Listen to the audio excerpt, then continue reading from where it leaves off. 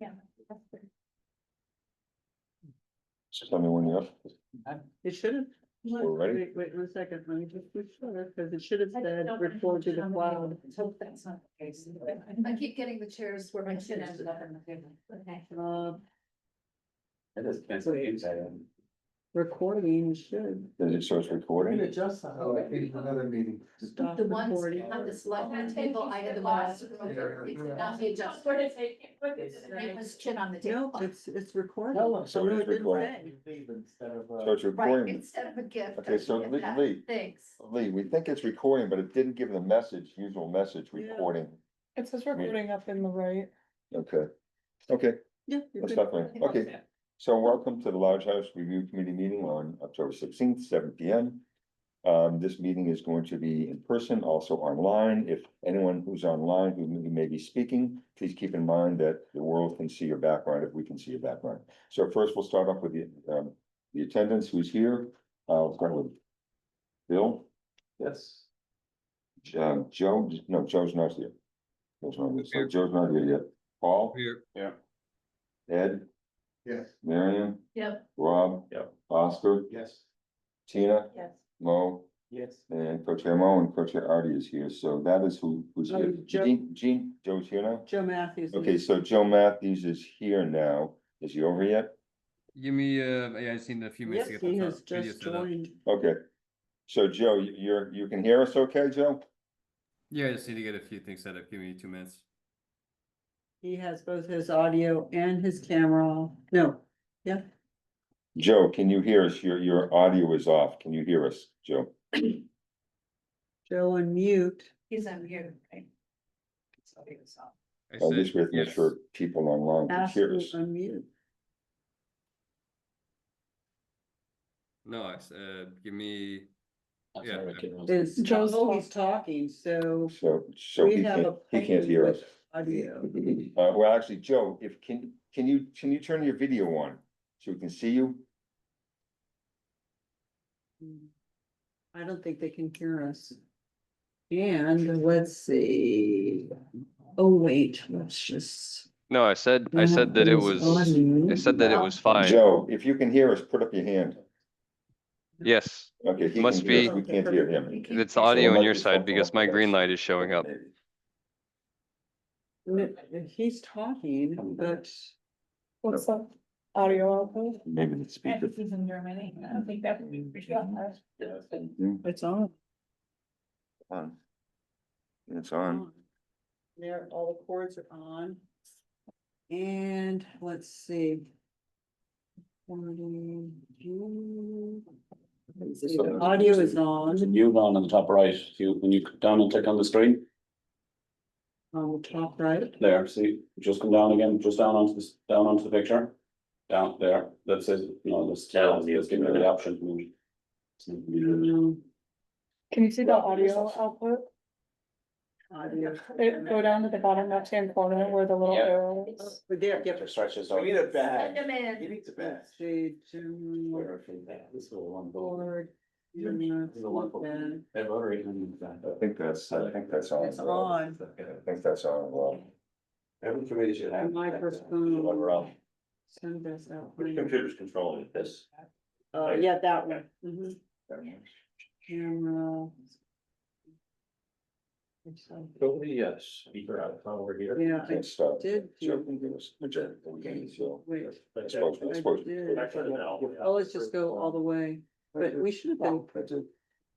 Joe, talk. I suppose technically we could start it without him, Joe, but, Yeah. Oops. Oh, we got him. You got him? We got him. Maybe it was. No, Joe, can you We talk? got it. Wait, Yeah, just go I can ahead. hear Oh, you. it's coming. Okay, Coming out of something that. that. it's not coming out of The owl, the owl, okay, reboot the owl.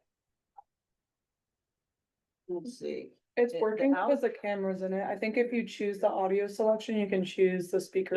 So choose the, Choose So the go to owl. the bottom left-hand corner where it says audio, Oh, where? the little carrot next to the audio. all the way, all the way over, all the way Oh, over. yeah, yeah, Yep, okay. right there. And then, Echo channel Yeah, speakers, like- just try. Click to- the top one. The meeting owl. yep, Where- and then do it again. And then we're underneath select a speaker, do the same thing, echo. That should work now. Joe, wanna try it again? Yep, can you hear me? Thank you, guys. We've been lost without you. Thank you. Okay, we're gonna continue the meeting. Joe, I know you're here, so Joe's here. I'll read the names, even though I know they're not here, but Jean McKnight, not here. I think she's supposed to be showing up at 7:30. Heidi is not here. And Nick, Chris Carter's not here, but everyone else is here. Okay, so let's start the meeting. And the first thing we have is approval of the minutes. We can get that over with since it's there. Let's get it over with. Has everyone looked through the minutes from, in this case, it will be the minutes of September 30th? Everyone looked through the minutes, and do we have any questions on those minutes? No questions. Do I have a motion to approve the minutes? So, second. Okay, I'll have to call it out. Paul? Yes. Bill? Yeah. Ed? Yeah. Marion? Yes. Rob? Oscar? Yes. Tina? Yes. Mo? Yes. Joe? Yes. And co-chair votes yes. Okay, that brings us to the main topic of the night is looking at the preliminary review of the fiscal impact study. So, and Mo, actually, you've been sitting, actually, Oscar, you want to introduce, actually, Bill, Why don't why don't you introduce? Yeah, I have been in any. folks know this team, because RKG actually did the work for us on the MBTA Communities Act. So this is Eric Halverson from RKG and Allison Christensen. And they were retained by us to actually do the fiscal impact analysis for you on the large house study. I think it might be helpful for Eric and Allison, since you don't know all these actors at the table and some of these faces have changed from the earlier work you did. If we all kind of went around and just kind of introduced ourselves maybe and let him know our affiliation. Okay, that's good. Paul, sorry. So I'm on the subcommittee with the Paul Garden developer. Yeah, Bill, Bill Paulson, realtor. Ed, It went, or what are you? any member of the. Marion? Select board. Well, Rob Dangle, member at large, on November. Oscar, architect on the. So.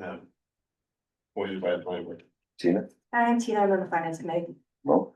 Mo Handel, a member at large appointed by the design review board. And Artie Crocker, chair of the planning board for this year.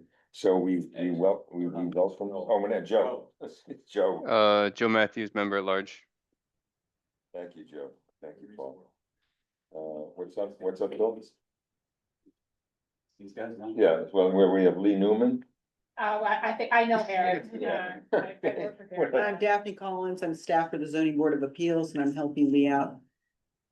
So we've been working with RKG, yeah, you know, we created the subcommittee to work on this with Bill Paulson and Paul and Chris Cotter. And we've been working with them, and this is the presentation in terms of the fiscal analysis, in terms of where we are to date. So I'll turn it over to Eric and Allison to present what we've actually accomplished so far. Look forward to it, we've been looking forward to this for a while. Great. My pleasure. None at all.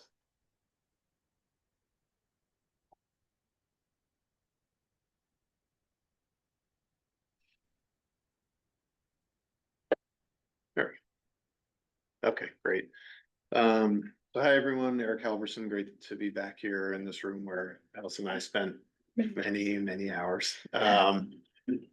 So good to see many of you again.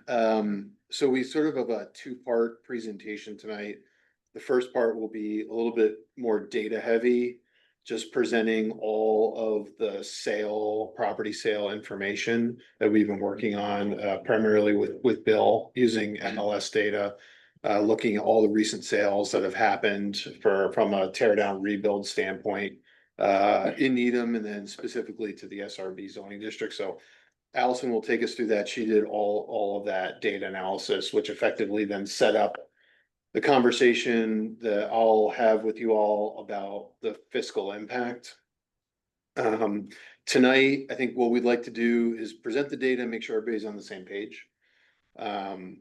Then share with you I think, an approach to looking at the change in potential sale valuation and the fiscal impact. We sort of stopped there with the subcommittee because we wanted to bring it in front of you to make sure that everything was making sense and that the larger committee agreed with the approach.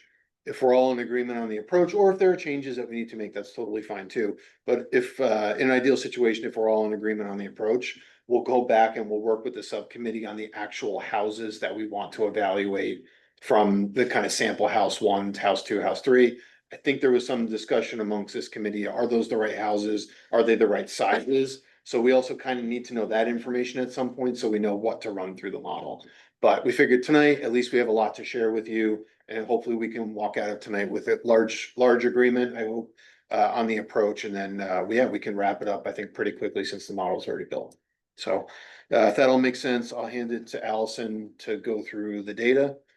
Hey, everybody, I'm Allison. So I will be bringing you through the approach, the front end approach of going through the data and making sure that everything aligned with what it was supposed to. So to start off, I wanted to really break this down into a step-by-step case of how I went about the data. So at the beginning of this process, we collected data from the town. So this included demolition and construction data as well as MLS data. So in total, Bill was able to get us just over 1,800 MLS records that we were able to compare both the construction and demolition data with. So that was really the large number that we started at. And as this analysis went along, we really narrowed down these numbers. So I just want you to keep in mind these numbers start very large, and then we really come down to a small overall bucket of properties that we were able to use for this analysis. So the next step was collecting the demolition and construction data. And this is where we really start paring down on those numbers. So as you can see here, we had 429 new construction permits between 2020 and 2024. And of these new construction permits, 396 were for single family properties. For the demolition data, the next piece of this analysis was paring down those 479 demolition permits to have just the sheer demolition records rather than there was some health review board records in that data as well. So making sure that everything was clean for one record for one demolition and one record for one construction permit. And from here, we wanted to identify tear down rebuilds by matching addresses of the demolition permits with the construction permits. So this took some extensive cleaning to make sure that all of the addresses were spelled correctly and that everything could align properly. And from here, we were able to identify 392 single family tear down rebuild projects across all of Needham in that same time period between 2020 and 2024. So the next piece of this analysis was taking those 396 properties and identifying which ones were in the SRB district specifically. So from here, we looked at the zoning and where these properties are physically in Needham. And we were able to identify 332 tear down rebuilds in SRB alone over that time period. From here, we wanted to match the MLS records that Bill was able to get us at the beginning of this analysis and match based on address to see if these tear down rebuilds have been sold over the past 5 years. So some of this data was a bit messy. So also with sales records, not everything goes through MLS. There may be a developer to developer sale or private listings. So not every property that had a tear down rebuild had an MLS record to pair with it. So this again dwindles the number of records that we're actually able to use for this analysis. So That would also include families who did their own tear down rebuild, so there was no transaction, right? correct, yep. So again, this is just for the tear down rebuilds that we were able to find MLS transactions for. So based upon this, we were able to identify 281 matching properties across all of Needham. But again, we were really focusing on the SRB district in this analysis. So we were able to identify 252 tear down rebuilds that had MLS records associated with that. This is where it gets a little bit, oh, sorry. why did you choose to only look at MLS records that are associated? You didn't look at mass land records or anything like that to look for things that were off market? I mean, I think you did mention that. There Who was. says MLS, Julie, MLS public record and MLS listed, sold through MLS stuff, so we were looking at both. What if it was off market? If it was off market, it would still show up in public record. Okay. But when you sold it directly, that using an agent. Then we It wouldn't would have that. show up in public record, it would still show up in public, but Still. still. And you did look at that? And I went through some of them. Yeah, okay. Yeah, I'll get into it. Yep. Alright. Okay. So based on this, a lot of these records, there was only one single sale, so we only had the majority of the time we had the post-construction sale price and, size of the home. So this was, an issue in part of the analysis because we really wanted the pre and post comparisons. So this took a lot of groundwork from Bill, to go through those public records and look at previous purchases to see what the change in home size was and what the sale price was. It was a lot of work, so, but so going through those, Just a quick question, what's the metric for size? Is it the MLS? Was it so we were, no, yep, we were using the MLS, square footage. Okay. So, once we had those individual properties of the tear down rebuilds matched with at least one MLS record, then we were able to go through and either look if there was a sale before or if there's an active, listing out now. So Bill was able to go through and pull a lot of those records, but again, there was some stipulations with this as not everything goes through MLS. So, by the end of this analysis, by, pulling out all of these properties, the pre-sale and the post-sale records, we were narrowed down to 202 overall records in SRB for tear down rebuilds. Some of them I went to Norfolk County Registry of Deeds too, I had everything open all at once and looking for data. So it worked. And the other thing on this as well is we could go chasing down more rabbit holes and get this up to 210 and stuff like that, but for the analysis that we're doing, there's no 202 as a fair representation Yeah. for what we're trying to do. We don't necessarily need to go down anymore, we figured that was enough. Thank you, enough. Yeah, it was over 50%, so we felt fairly comfortable.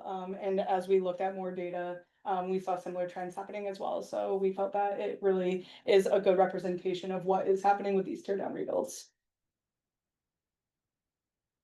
So we just wanted to show a map of where all of these tear down rebuilds have been happening in Needham. And so we also showed a little bit more information about the other locations of these tear down rebuilds, not the 332 we were able to identify. So we saw that there were 43 in the SRA, and then there was 17 in other districts as well. GR. Yeah. Yep. And they're pretty much all over town. Wow. Yep. And then also there is a differentiating factor in this as well, where we can see the reddish brown dots are known developers in town. So we were also given a list of known developers from Lee and Alex. And we were able to cross-identify based on the owner names in the MLS records and on the construction permits to make sure that we identified how many developers were buying these properties to tear down, rebuild versus individuals who may be doing it for their own living.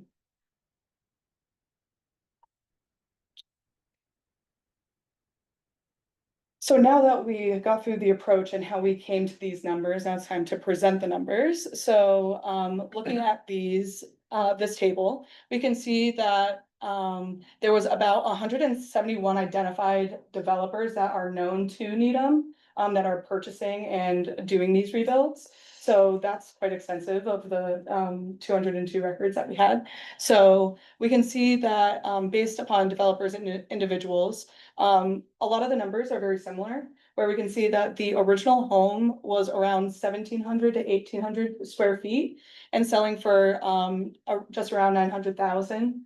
And that was the pre-reconstruction sale. And once these tear down rebuilds happened, we found that the majority of these were hovering between 5,500 square feet to 5,700 square feet and selling for upwards of 2.5 million. Wow. So if the individual column is your owner.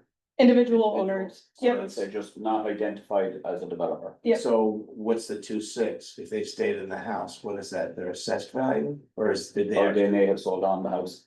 So these are all still sale prices, not assessed value? yep, they are all sale prices. Everything in these tables that I'll be showing you are specific to sales prices and the MLS data rather than the assessed values. Yeah, so there's 31 houses there that were built during that time period, that were sold during that time period. So within that weren't 45 years. Yep. that- There are, however, what's this split, 2-1, 60-40? Sorry. Number to develop. There was 170 developers and then 30 individuals. 171 versus 31. 5 to 1, 6 to 1. 5 or 6. 6 to 1. Mm. So that means that. Wow, so that's a lot of individuals who just bought and sold. Again, some of those could be developers with information listed. Right. Obvious No, I know, there, it's not a perfect Yeah. number, sure. Right. Okay. Sometimes what happens is a developer will, get a property under purchase and sale.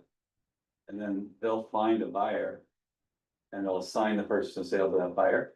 So that there's only one transaction with state tax, Also just come. and then it looks like it's an individual when it really started as a developer.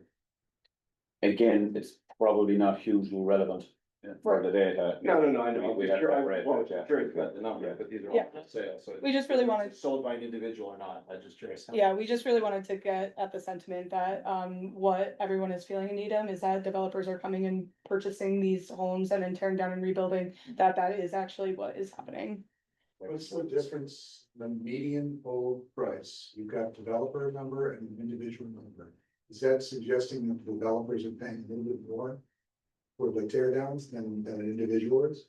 Based upon this data set, yes. On the average, whatever that's. Again, you don't know property quality. But again, you have to look at, But but again, the count for each of these, there are more developers that were identified, so you have a wider data set in order to compare. Pretty close. You're taking the average of 171 versus the average of 31, one outlier could. Yeah. 31 big time. Yeah. So I think, moving on to the next slide. So we wanted to do a year by year breakdown just to see how these sales prices have shifted over, this 5-year time period. And we can see that the median price per square foot has increased over this time period, where now it is around $473 per square foot. And the majority of these they have more than 30 records each for each year, so it's a fairly consistent data set.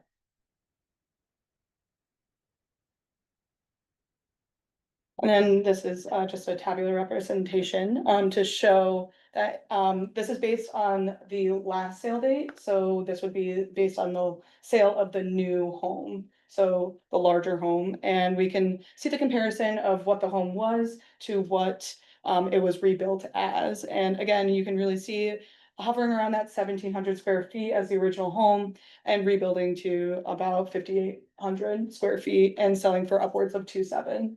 Not to be a nitpick, but on the text to the left, it says 473 is up slightly from 474.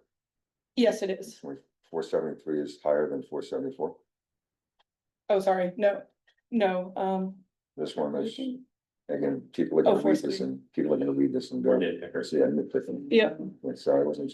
yeah, no, it's, I mean, it's obviously up from 463, but I just wanna make sure that, what the public is seeing is. thank you. You want. And so these tables remain fairly consistent as we go year by year, where we are seeing these homes really about tripling in size, and selling for upwards of 2.6. So then 2,700,000 is new homes. That's 2025. Yep. It's crazy. That's what he's telling. The average median, so you have some that are for sure. Yeah, there's quite a few kind of in 3 million, but there's also quite a few in 2.4, 2.5, that sort of range as well, so.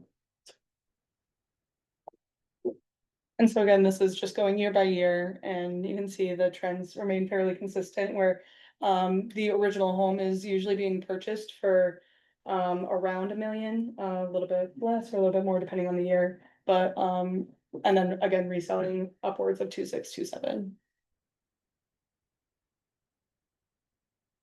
and similar. Could you Yep. give us, if you have back data or an appendix that has like the ranges of all the sale prices each year? We don't have that, but it's something that we could, incorporate, yeah. So year 2.5 might have been, you know, 1 to 5 or 6, maybe it's not that important, it's just, it would be interesting to see.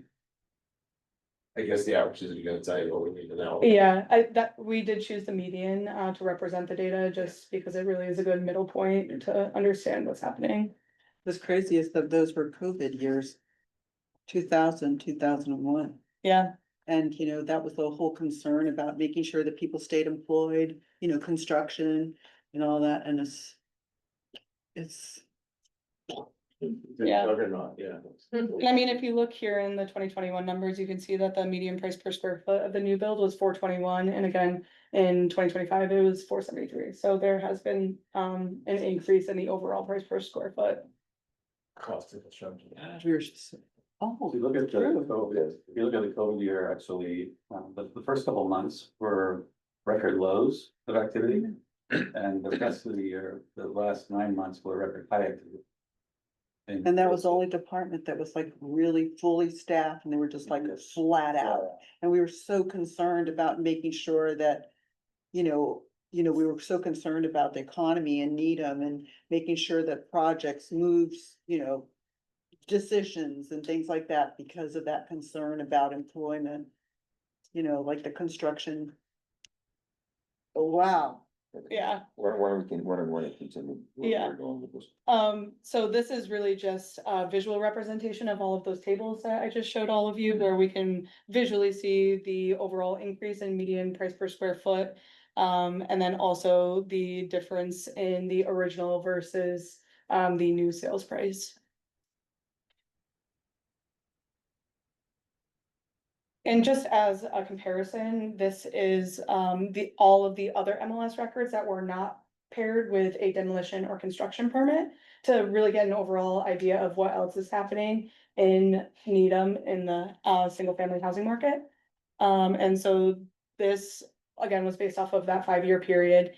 And, we can see that the median square footage is around 3,000 square feet and median sales prices are about 1.5, 1.6. With a median price per square foot of 481. So that's really just to give an overall understanding of what else is happening in the housing market in Needham. Do you remember how many units are this chair? The original, yeah, 1168. Okay, yeah.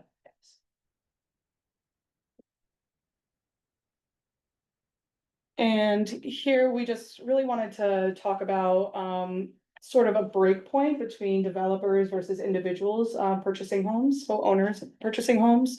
So through discussion and through a little bit of a look at the data and what we have, we found that developers tend to win in these smaller, lower priced homes. So where homes are priced under $1 million, between usually 800,000 to $1 million. And they usually win out in these deals due to flexible closing conditions, and often waiving inspections. So if ways to close deals faster, whereas there's a middle ground or an even playing field of owners and developers purchasing these single family homes where price points might be around $1 million to 1.3, and it's really dependent on who the seller is.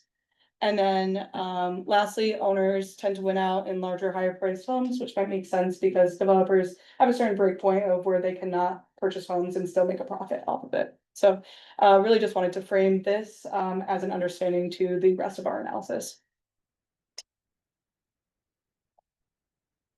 Okay. Wow.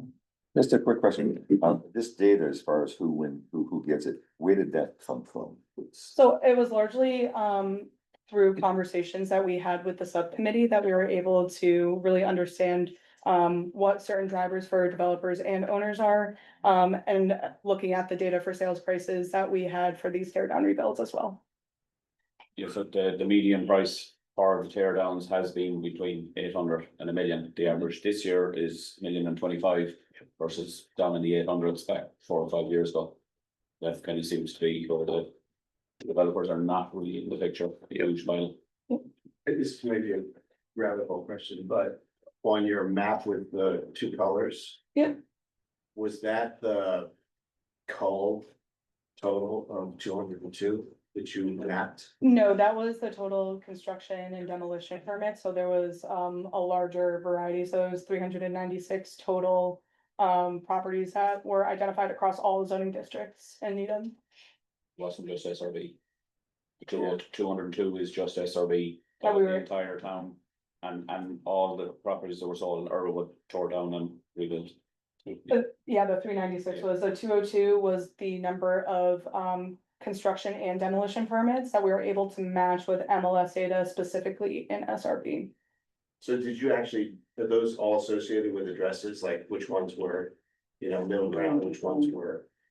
Oh, we didn't map it, and yeah, we didn't map Sure, it. that's This really is more locational. anecdotal than data. Yeah, It's not like we did a data analysis and they built one of these buckets, but we're trying to set the stage for. The conversation that says, that what happens with if the builder that decides to pay less, there's gonna be some homeowners that pick up. Some of those homes, they don't all fall down to the builders now on the bench. And I think an important clarification in all of this as well is that there's no exact way of doing any of this. There's so many variables in every lot, in every house, the condition, the location, The economy. yeah, absolutely. The square footage is necessarily taken into account in this. Sometimes a house is at a traffic light, sometimes it's on a dead end street. There's a huge difference in value in all of these things. So it's very hard to do an exact, but I think we've done a good job basically based on the averages. This page speaks volumes. Well, again, looking at the bottom category, the $802 million, right? Where we've said there's a whole range of things. It would be equally true, what you have characterized is that the typical sellers in that range are predominantly looking for ways that bring cash with lower risks and expectations of them as sellers. And if they were to choose to be a seller that was willing to tolerate inspections and other things, there might be a different scenario there, but that's not what we're seeing as characteristic from those sellers at this point in time, right? And I would say under $1 million is a house in Needham right now, under $1 million is a house that needs a lot of work. It's not just a house that's in poor condition. If it's not in poor condition, it's not under $1 million. Okay, I agree with that too. So that's kind of one of the big, and homeowners tend not to buy houses that need it. Or fewer would be. Fewer, absolutely, that need a lot of work. I think it's also important to point out that with the 202 records that we were looking at, that paired with the MLS data. Almost all of their conditions were listed as average or average to poor. There were a handful that were average to good, but the overall condition of the house was listed in MLS as average. Does average mean decent or? It means still livable, but definitely would need substantial improvements. Data. Where are you getting the data on the terms, like you're saying somewhere cash with no inspections, is that just based on kind of? Anecdotal. I think that was Anecdotal.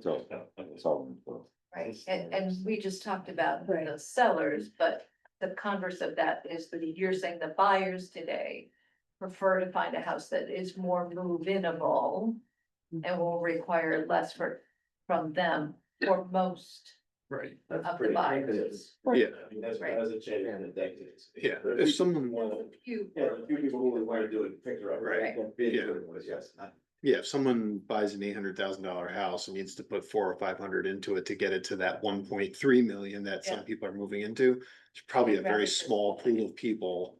Yeah. Also, like, where do you live while you're doing a year's worth of Yeah. renovations too, right? That's also a consideration. Yeah, So, so for the most part, $1 million in Needham now gets you a tear down. $1.2 million may need $300,000 or $400,000 worth of work. That's, the lots of them are livable, but they, over time, they're going to need upgrading and stuff like that. Well, some of that, I mean, like when I moved into Needham, it's not in build. I moved into Needham, I upgraded over time. I've done it. Upgraded this, built that, changed that, upgraded over time. Same thing, same with that one, yeah, not bad, but yeah. I Well, upgraded my over time. point is, at $1 million, you're getting a house that needs substantial work that may not be livable. No, no, good. Interesting factoid, this week, as of this week. When you go to sell your house in MLS. You cannot, if they get multiple offers, you can't differentiate one offer from the other based on whether they want to do a home inspection. And you won't know if they're gonna do a home inspection until after you accept their offer. You can't waive the inspection. You cannot waive you can waive it after the accepted offer. But you can't waive your inspection as a way of making your offer look better than somebody else's. So the real estate agents are required to say nothing to the, That's right. If you're another agent and you tell me that my buyer's not gonna do an inspection. Yeah. Like hush hush, wait, not, but I'm supposed to not accept your offer. or not a state law. Yeah, it's like a 93A, fair housing law is violation. As of this week. So we may see more people not going to MLS and just finding themselves a builder. Moving on with it if they think that a home inspection would be a big problem, and because the house needs so much work. Wow. So that might change a little bit, the dynamics of who gets the house at what point. Does the homeowner know who's making the offer? Yep, they'll see like if it's Silva Development or something like that, that'll be obvious to them, oh, that's a builder. And so they can imply, but they're not being told. Right, but it's pretty obvious. And it's kind of obvious, yeah. If it's, if it's Fred and Mary Smith, then they don't know, they could go, they have the ability to do an inspection within certain days of offering. One way to Good. continue. Good. Okay, so that whole setup, good for you all to see the data because it sort of feeds into the next piece. So in. Get this. There we go. Okay. So two questions that we wanted to start to look at and start to come up with a model for how we might answer them. The first question is, if these FAR restrictions were put in place, in the future, depending on the lot size, someone, whoever that might be, let's say it's a developer, wouldn't be able to build as large a house tomorrow as they could today, depending on which reduction the town ultimately went with. Therefore, if you can build less square footage, and the per square foot price doesn't immediately skyrocket up, which it probably won't, or it'll probably take a little bit of time at least. The estimated sale value of that newly rebuilt home will come down from where it is today, because per square foot hasn't gone up enough and you're building a smaller home, therefore that impacts the ultimate sale value of the home. So just to test what the potential impact could be of a smaller, less valuable home tomorrow than today on the developer who might tear that down and rebuild, and on the seller of the original home. We just created a quick table here on a test house, which I believe is an actual home. That Paul, that I think the 59. This one is the average home. Oh, right. The Needham in 2025. Right, so this is the average home. Average size. Of just shy of 6,000 square feet. The per square foot cost today, the per square foot sale value today is about $474. So when we multiply $474 per square foot times the livable square footage, again, the livable square footage is everything minus the garage. So that's what sort of we decided on in the subcommittee. That estimated sale value would be just over $2.8 million today without any changes to the FAR regulations. Assuming that it would cost, based on the data that Allison shared before, in 2025, the median value of the original house right now is about a little over $1 million, $1.025 million to purchase that typical home that's then going to be torn down and rebuilt. And then we also know that if developers are doing this, they're not doing it out of the kindness of their heart, so they're doing it to make money. Based on our subcommittee conversations, it's about 15% of the gross sort of remainder between the sale value and the original purchase price. So let's say that's about $271,000 for the profit. That leaves us with a delta between the sale value of the new home minus the cost to buy the original home minus the profit of about $1.8 million. That calculation will be important, I think, as we start to test the different house scenarios. Because if you were to divide that $1.8 million, or as you go down through reduction 3, that drops to $1.1 million. If you were to divide that by the square footage of the house, you're effectively getting your developer's build cost. So that would be your carrying cost and your interest, your demolition costs, site prep costs, and then the cost to build the structure, the new home. If we have a lot of reductions and the sale price per square foot doesn't come up enough, that build per square foot cost is gonna reach some threshold where developers might say, let's say it's $225 a square foot to build the house. Developers might say, well, today it actually cost me $250. So now I can't build that house and make 15% profit. I might make 0% and make my 5%. So that's gonna be a value judgment or a call on their part, whether they're willing to take a hit on their profit. The other thing that could happen is they can't offer as much for the original sale price, which is sort of what this table is now going through. So that delta to maintain the original profit margin is effectively saying, okay, if I can make 271 today, under reduction 1, we estimated you could make 250, that's a $20,793 difference. Are you willing to take that hit? If the answer is yes, the original seller wouldn't necessarily lose any money off the sale. If the answer to that is no, the revised purchase price to that developer might be coming closer to $1 million. When we get to reduction 3, that reduction in the sale value could be $95,000. It just sort of depends. And again, in talking with members of the subcommittee, so much of this depends on how much profit does the developer need to make? What are their build costs? What are the finishes and fit outs in the house? Is there ledge that needs to be blasted out, or is it a perfectly flat lot in a great location? All those things are gonna sort of affect how much someone's willing to pay, and then how much cost they're gonna need to absorb to make the lot to a Needham lot and a house to a Needham house. And obviously assuming that the house price will decrease in value, is now, again, every builder in town will be on the same playing field. And then the houses in Needham have a certain level cost people are thinking they're going to spend to get into town. Yep. So again, it's assuming the amount that it's sold for will decrease, which may or may not be true. Exactly, exactly. So there's a whole separate set of calculations that we would do on our own on the side if we were the developer to say, what I guess I'm hearing you're saying is that if you deduct the estimated profit margin, right, from the delta total, that means the first house you have $1,530,000 to pay for the construction, is that correct? Am I reading that right? You would have the $1.8 million.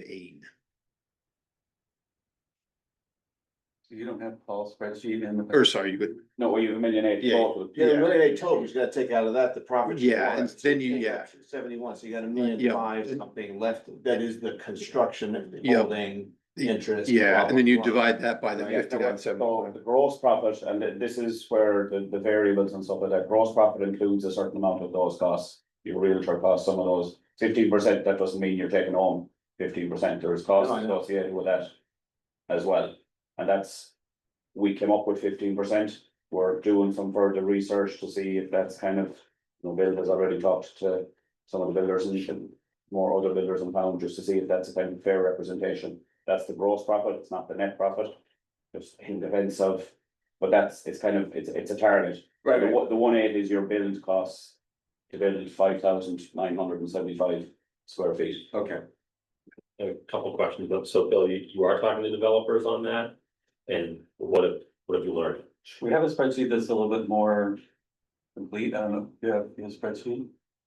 Yeah, I thought we were just gonna show these. Okay. So I that has like the cost per square foot to build and some other information in it, and I ran it by one of the builders that I've worked with, and he, he said, okay, well, I don't see the soft costs in here, and he gave me some numbers for what's, guidelines for what soft costs would be in different categories. And that was just this afternoon, so Yeah. Great, so you're gonna try and we're gonna put some of Put that some in, of that in. and he also said that he just closed on a house on Lawton Road. That he got for 900, and his plan was to build it's an 8,000 square foot lot. So he's gonna build a house that's 4,500 square feet, with the idea of selling it for around 2.5. And he said, if we want, we can come out and actually tour the house and see what we think end user might be willing to pay for it, and what, talk to him about his formulas and what the reductions would do to his numbers, and therefore what he'd be willing to pay for the house if we went to reductions 1, 2, 3. I think that would be useful, because we do have a lot of residents with smaller lots like that will be affected, so. Yeah, so I think it's a good model to try. they also have other. Buy the house. Yeah, Not. I'm sure Yeah, that would. exactly. Yeah, what- hold on one more second. Jane, did you have a question? Yes, I'm sorry I had to be late, but this is a very clear report, excellent report. I have two questions, I think.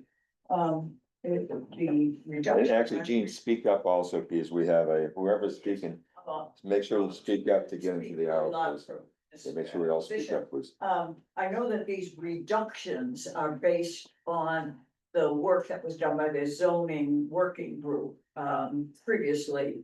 But it would be, in those reports, would have the data I'm going to speak about, but I think it will be helpful in the report, to say, what is the livable square foot based on? Is it based on, including the garage, including the attic?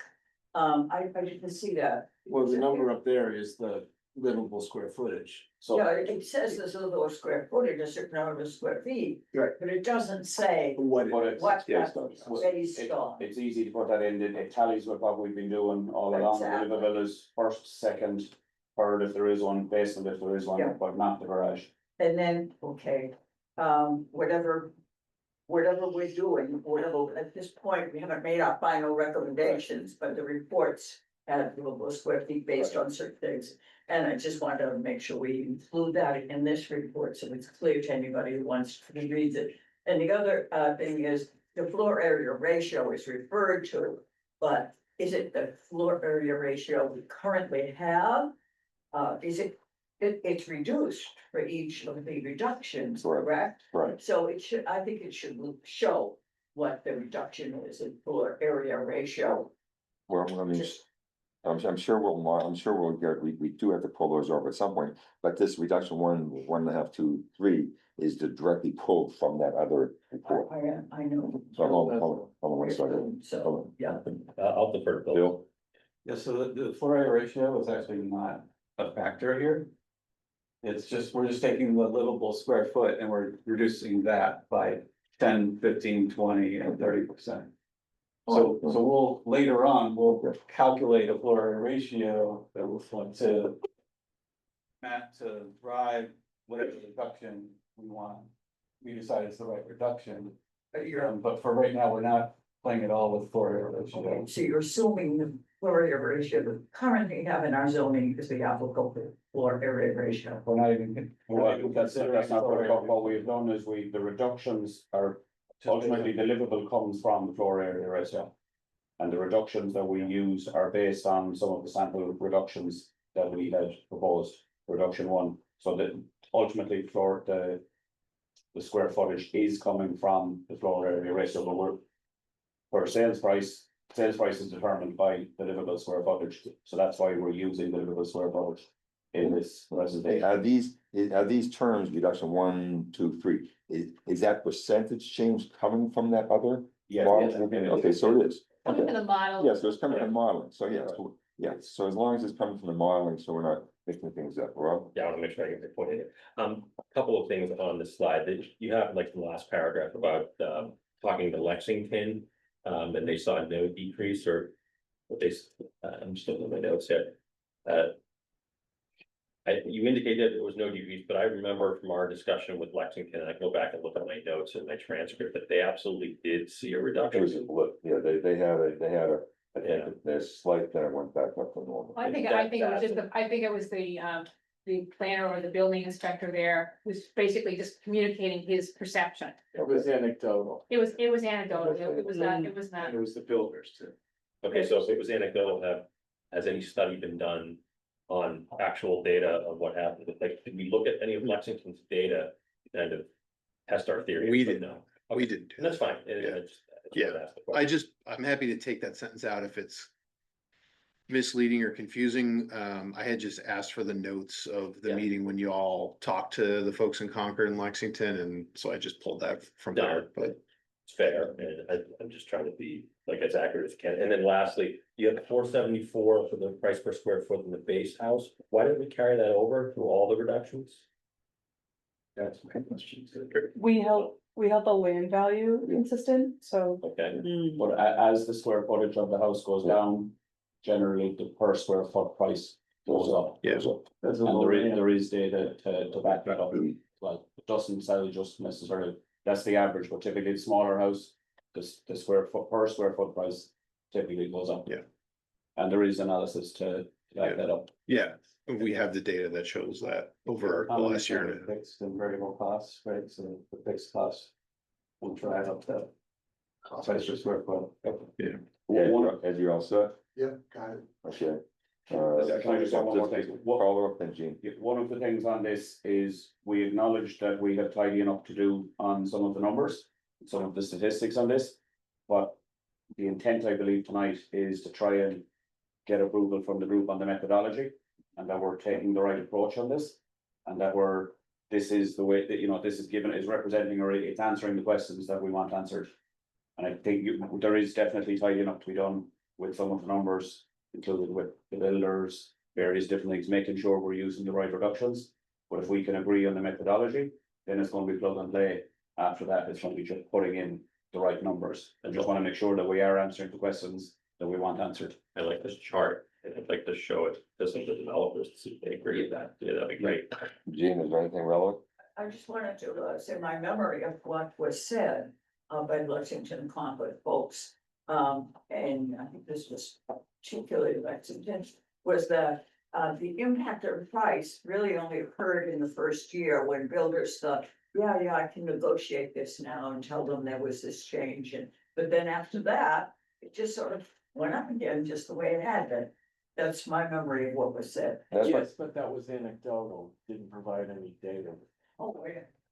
well, that's what, I mean, at our meetings, that's what developers, one or two developers said that at our meetings. Again, they didn't show data, but that was developers stating, so that's what. Yeah, and years later, I think pricing going up is kind of not relevant for the person selling their house at that time. It's very impactful for the person selling their house. When the regulation comes in, you put your house on the market and it's worth less, so that's, sensitive to. I think we just have one more. Yeah, so to then start modeling out the answers to the second question, which is if home values are ultimately affected by a reduction in the FAR, at least for some period of time, the estimated sales price is going to be less if you can't build as big of a house. Therefore, when that house sells and the assessor comes through and reassesses it at that sale price, it will be less. So then the question is, what would the change in assessed value and also the change to Needham's bottom line, the town's bottom line be? So what we did was we sort of went through that exercise that we just talked about in terms of estimating the sales price. For the estimated assessed value, I think we took 90% of the sale, 95% of the sales price as the assessed value estimate. So then you'll see what the change in assessed value is between the different reductions in the first line with the red. Needham's FY25 tax rate, then the tax value per house.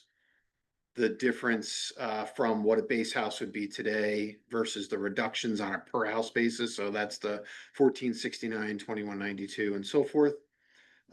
Typically, it seems like across the entire town of Needham in a given year, not just SRB, there's about 65 tear down rebuilds roughly. So just to put it in like a sort of annual order of magnitude for the town, we just multiplied that per house difference by 65. And then we had a suggestion, a good one from the subcommittee of like, well, what is that reduction just in terms of like Needham's overall budget, for example, like the general fund budget and general fund expenditures? Was that taking the tear downs for the whole SRB in the whole town or just The whole SRB? town, yeah, the 65, yeah. Okay, but so this chart. Oh, that was just SRB? Yeah. This chart is just the SRB. Yes, I'm sorry, just the Okay. SRB, yeah. Can I ask a question? The sale price of a house is a function of what the buyer is getting. Right? How many square feet? Sometimes. Some of that is demand based on where the house is. For example, is it in Needham or is it in Wells? So is there any way to get at if we reduce modestly or even more aggressively the size of houses being built? Would the demand be sufficient to carry the price? If the price per square foot came up enough so that houses tomorrow sell the same as today, even though they're smaller? Because of other factors driving people to buy in Needham. Yeah, I mean, Needham is a very desirable community. Great transportation access, a great community, great school system. Right. Like, I mean, I think Oscar, you were saying earlier, just because a developer doesn't buy a house doesn't mean no one's going to buy the house. I have to imagine, I'm sure Bill could back this up with his data, that there are homeowners who want to buy homes, who are willing to pay a little over $1 million or $1.3 million, and they're not going to tear the house down if a developer for some period of time says, I can't really make enough money until the prices come up a little bit. I imagine houses aren't going to just sit on the market for 6 months when they're selling in 20 days today, or whatever the number is. But I think another thing to say on that, if you take that house example that's there at 2.832, there might be 10 people interested. You bring that down to 2.62, there could be 20 people interested. And you don't know what the impact that is going Right, to I'm be. just saying that the demand factor is something we're really not gonna get at in this analysis. Next one. And we shouldn't, as a committee, lose sight of that fact. Well, I've talked before about what people would like to buy, and I've had 3 to 4 people, people directly telling me what they wanted to do.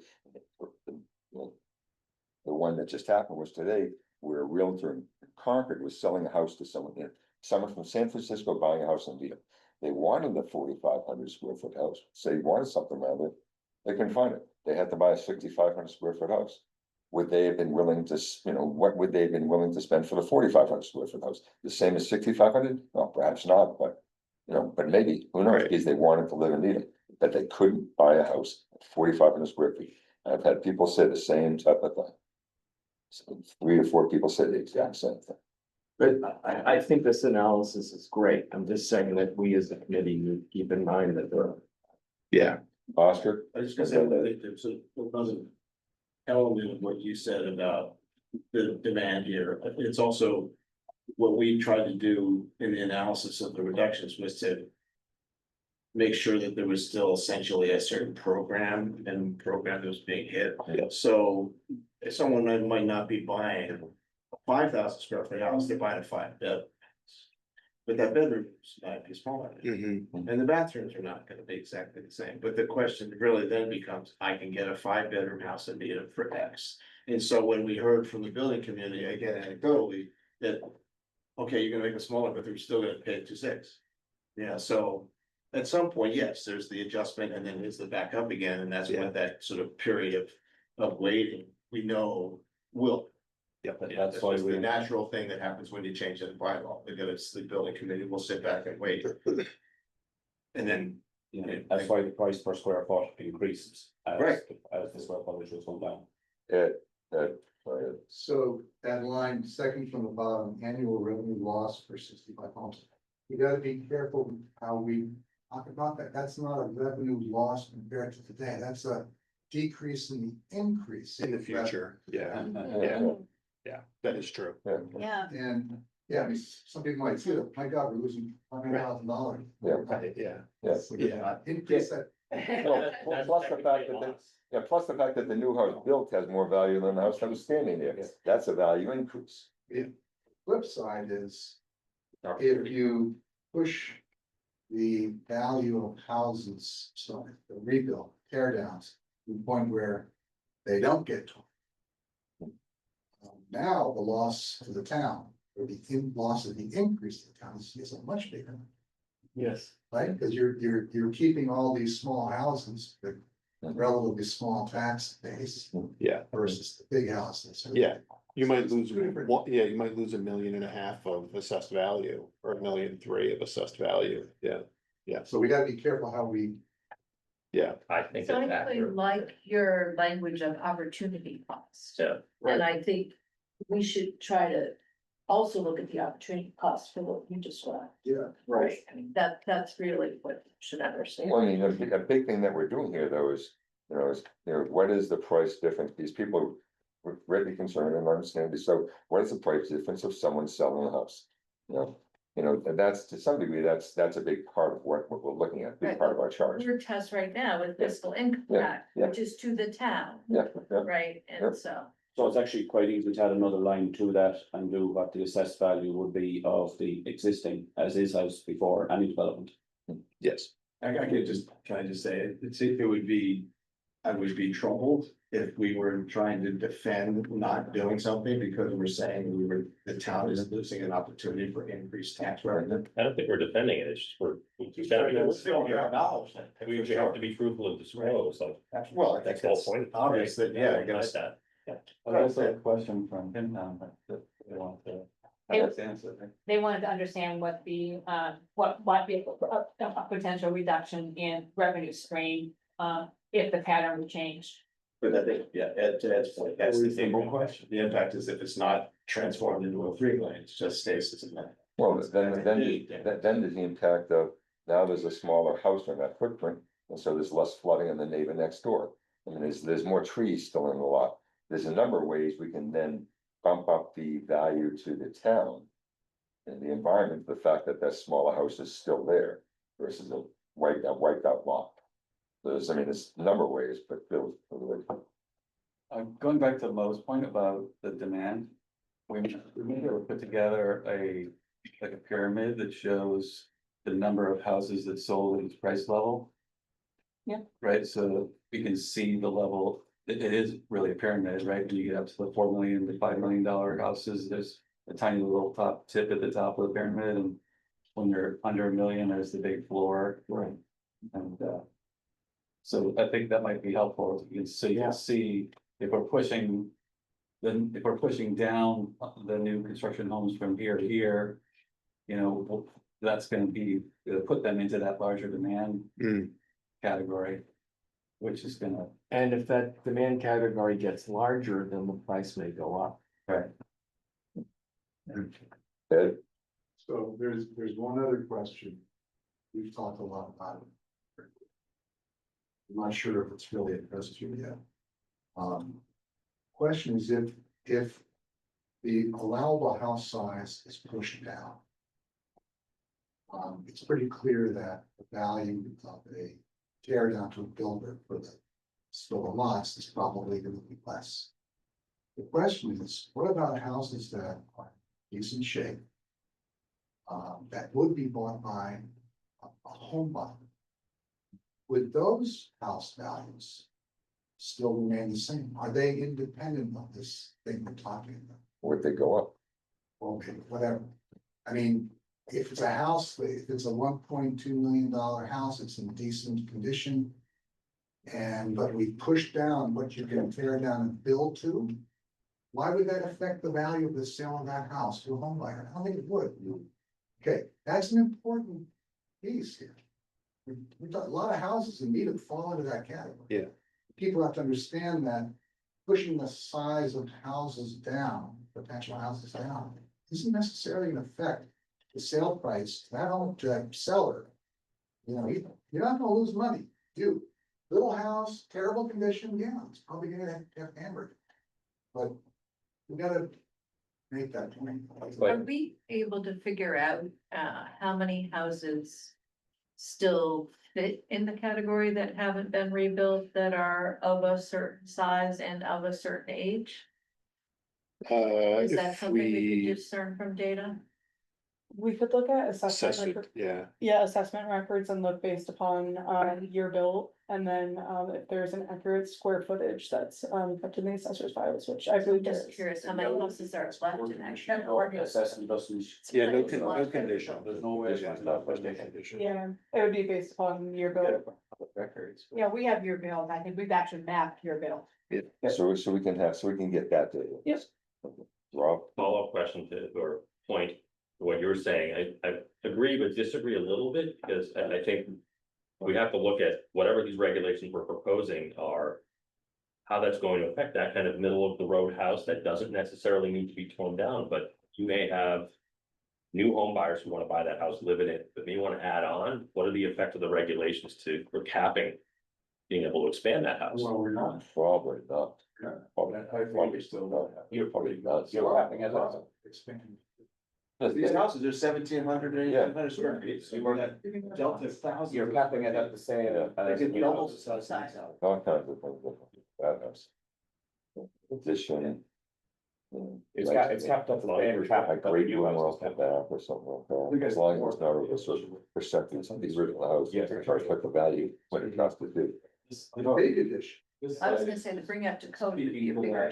Yeah, that's different, if it's, if it's. This slide speaks for a little bit for that. So. Let's make sure, let's make sure if someone, let's make sure there's only one person is talking, because if there's something relevant going on, no one's gonna catch it.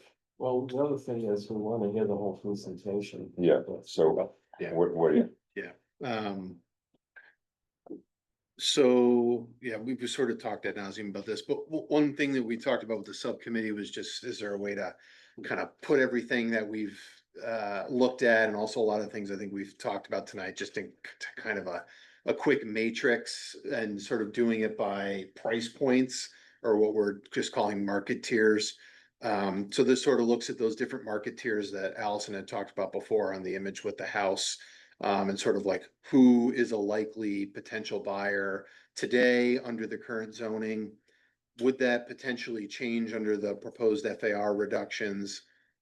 And again, this is all anecdotal, and sort of more qualitative. Is there a potential impact on sale price? And then is there a potential shift in who that primary buyer might be? So this is just a way for us to, if you're communicating, with members of the public at some point, or boards and committees, maybe just a way to kind of distill this down and think about it, kind of a matrix format. And I It think, might be useful on a slide like this one and like that last one to note that this is anecdotal, like literally to note that on the Sure. slide. People understand yep, that they may be looking at this thinking it's data driven, but it actually is anecdotal. yep. I think that, yeah, that was it. Thank you.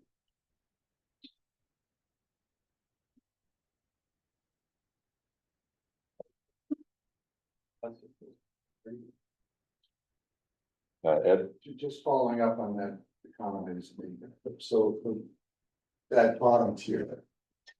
That's probably the house that's not, that's gonna save an act. By reducing potential house sales. The other two tiers, I don't think the homeowner, the selling homeowners are gonna be. Impacted. That's my impression so far. And that's an important thing to be. Yeah. Well, I think you've done it to. As, a qualification for anecdotal, but that seems to describe pretty much what it involves. There will be a certain amount in the 1 to 1.3 that are more valuable lots, so the land value is a little bit higher.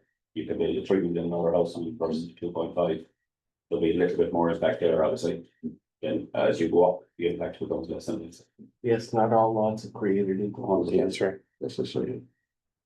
Yeah, I mean, I guess it does come back to the question of, does the real estate, I'd be curious, Bill, if you think, is there a real estate opportunity to make a case that when you hear about people, people in my neighborhood, like they didn't do anything to their house because they knew it was gonna be torn down. So it just went to seed. And so is there any kind of, do you think there's value in having an informational campaign to remind the issue that for future sale purposes, whether it's to a builder or to a homeowner, there's a great advantage to actually, if you can afford it, to invest in down to.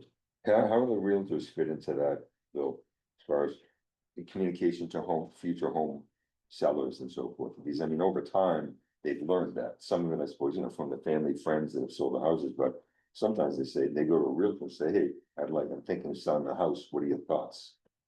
Right, so it depends on the seller, right? There's some sellers that are hoarders and they've got all sorts of stuff in their house and they can't even picture the idea of trying to get their house ready for market. And they're like, God, just give me an offer, like that's a builder sale, right? And there's others who you go in and the place is spotless and, even though it's old, it's fine, and those people, they say, what should we do? I said, well, if you pull up the shag carpeting and expose that beautiful hardwood floor under there.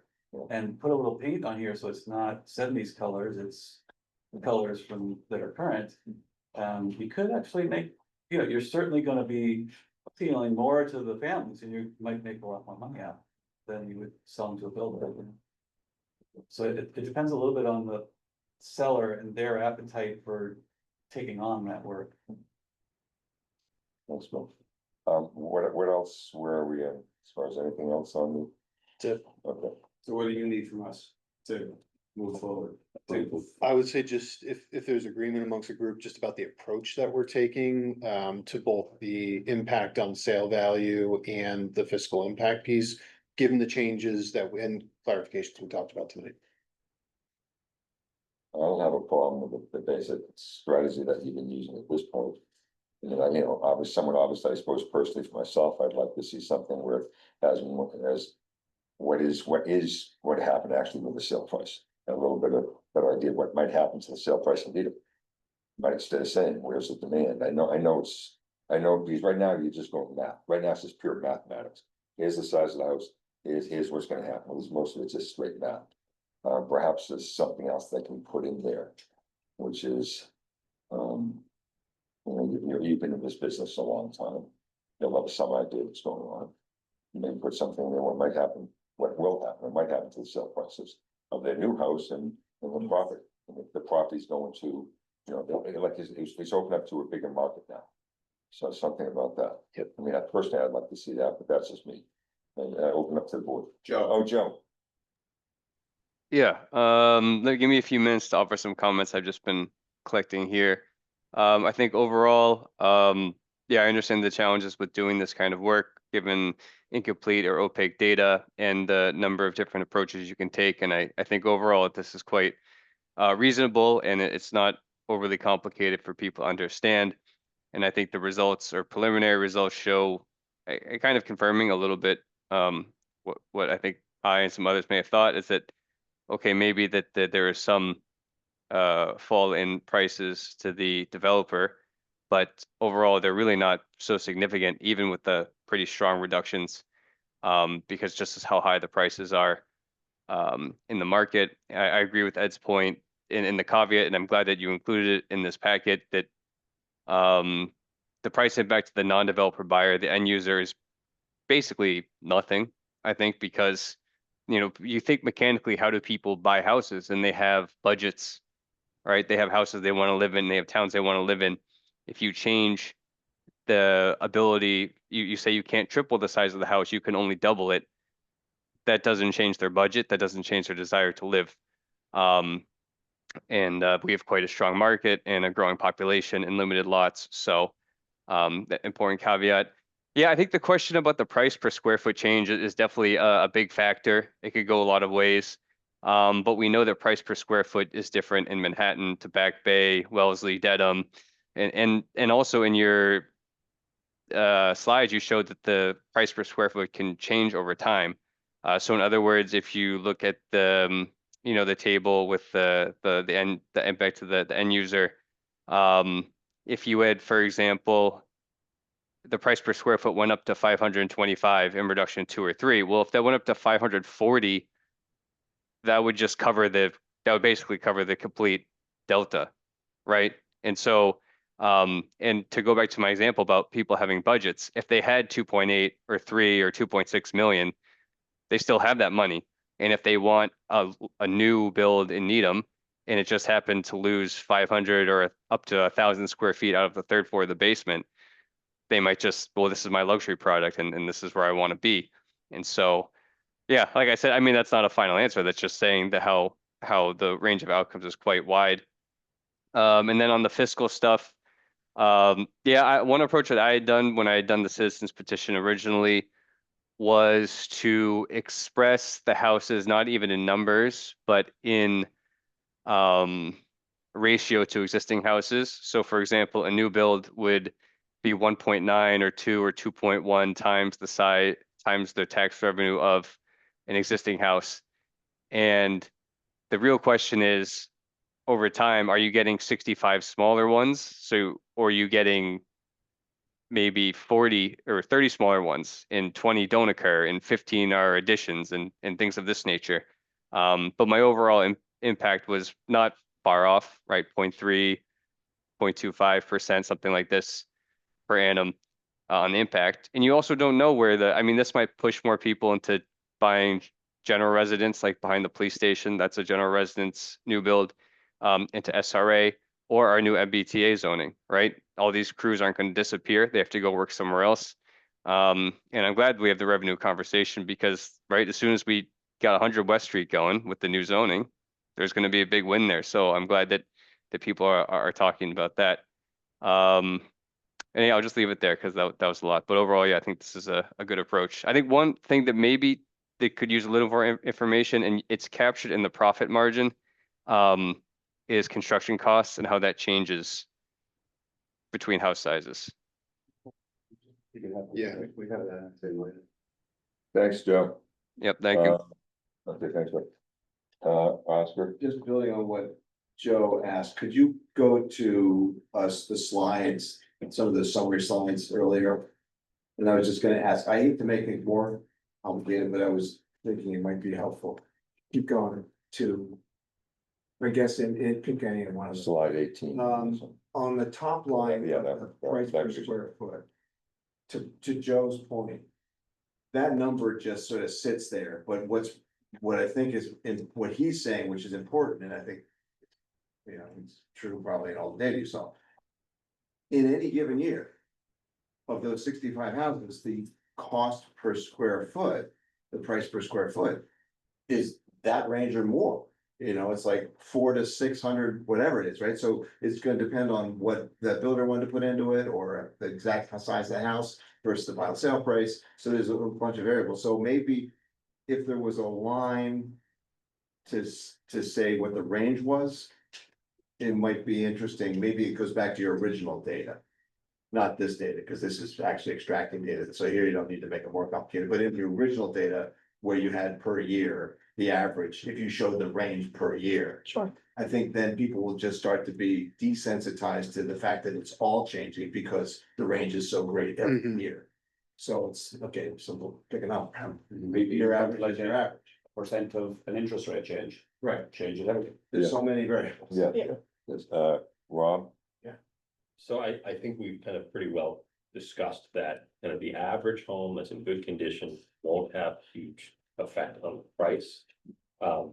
It's just, I don't think that these numbers of reductions are, it's easy for us to say that, oh, they're not that much, but $20,000 hit or more, $20,000 to $95,000 hit, that's pretty significant to someone who needs to sell their home. Who is on a small lot, medium-sized lot, whatever, but maybe they have a house in disrepair. We don't know their situation. And I don't think $20,000 hit is insignificant, and we shouldn't treat it that way because we're not in those people's shoes and they may need that money for whatever. It's not our business, and we just need to be cognizant of that, how we regulate.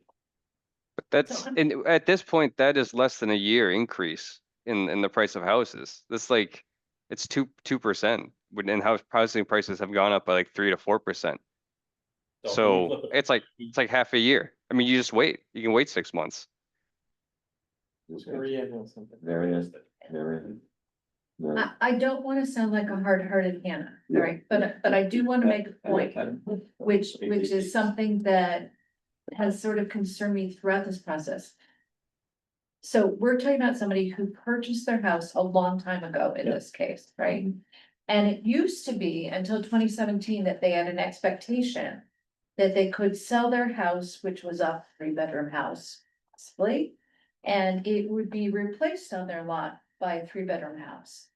But starting in 2017, they actually got a windfall, right? And I understand their expectations have changed now because we created some conditions where their 3-bedroom house could now be replaced by the value of a 4 or 5-bedroom house on their same lot. Okay, so they may have had an expectation for 30 or 40 years of owning it, that house and that lot. And now we've had since 2017, when they've had a different set of expectations. And this might make an adjustment that provides a small step back, not back to anything close to what they had up to 2017. So I'm like, I hear you, but I don't think that's the driver here. That would be my view. I think there's other things that are more important on my list of criteria than that particular one at that instant in time. That's what I And the think. transaction is only the impact of the sold.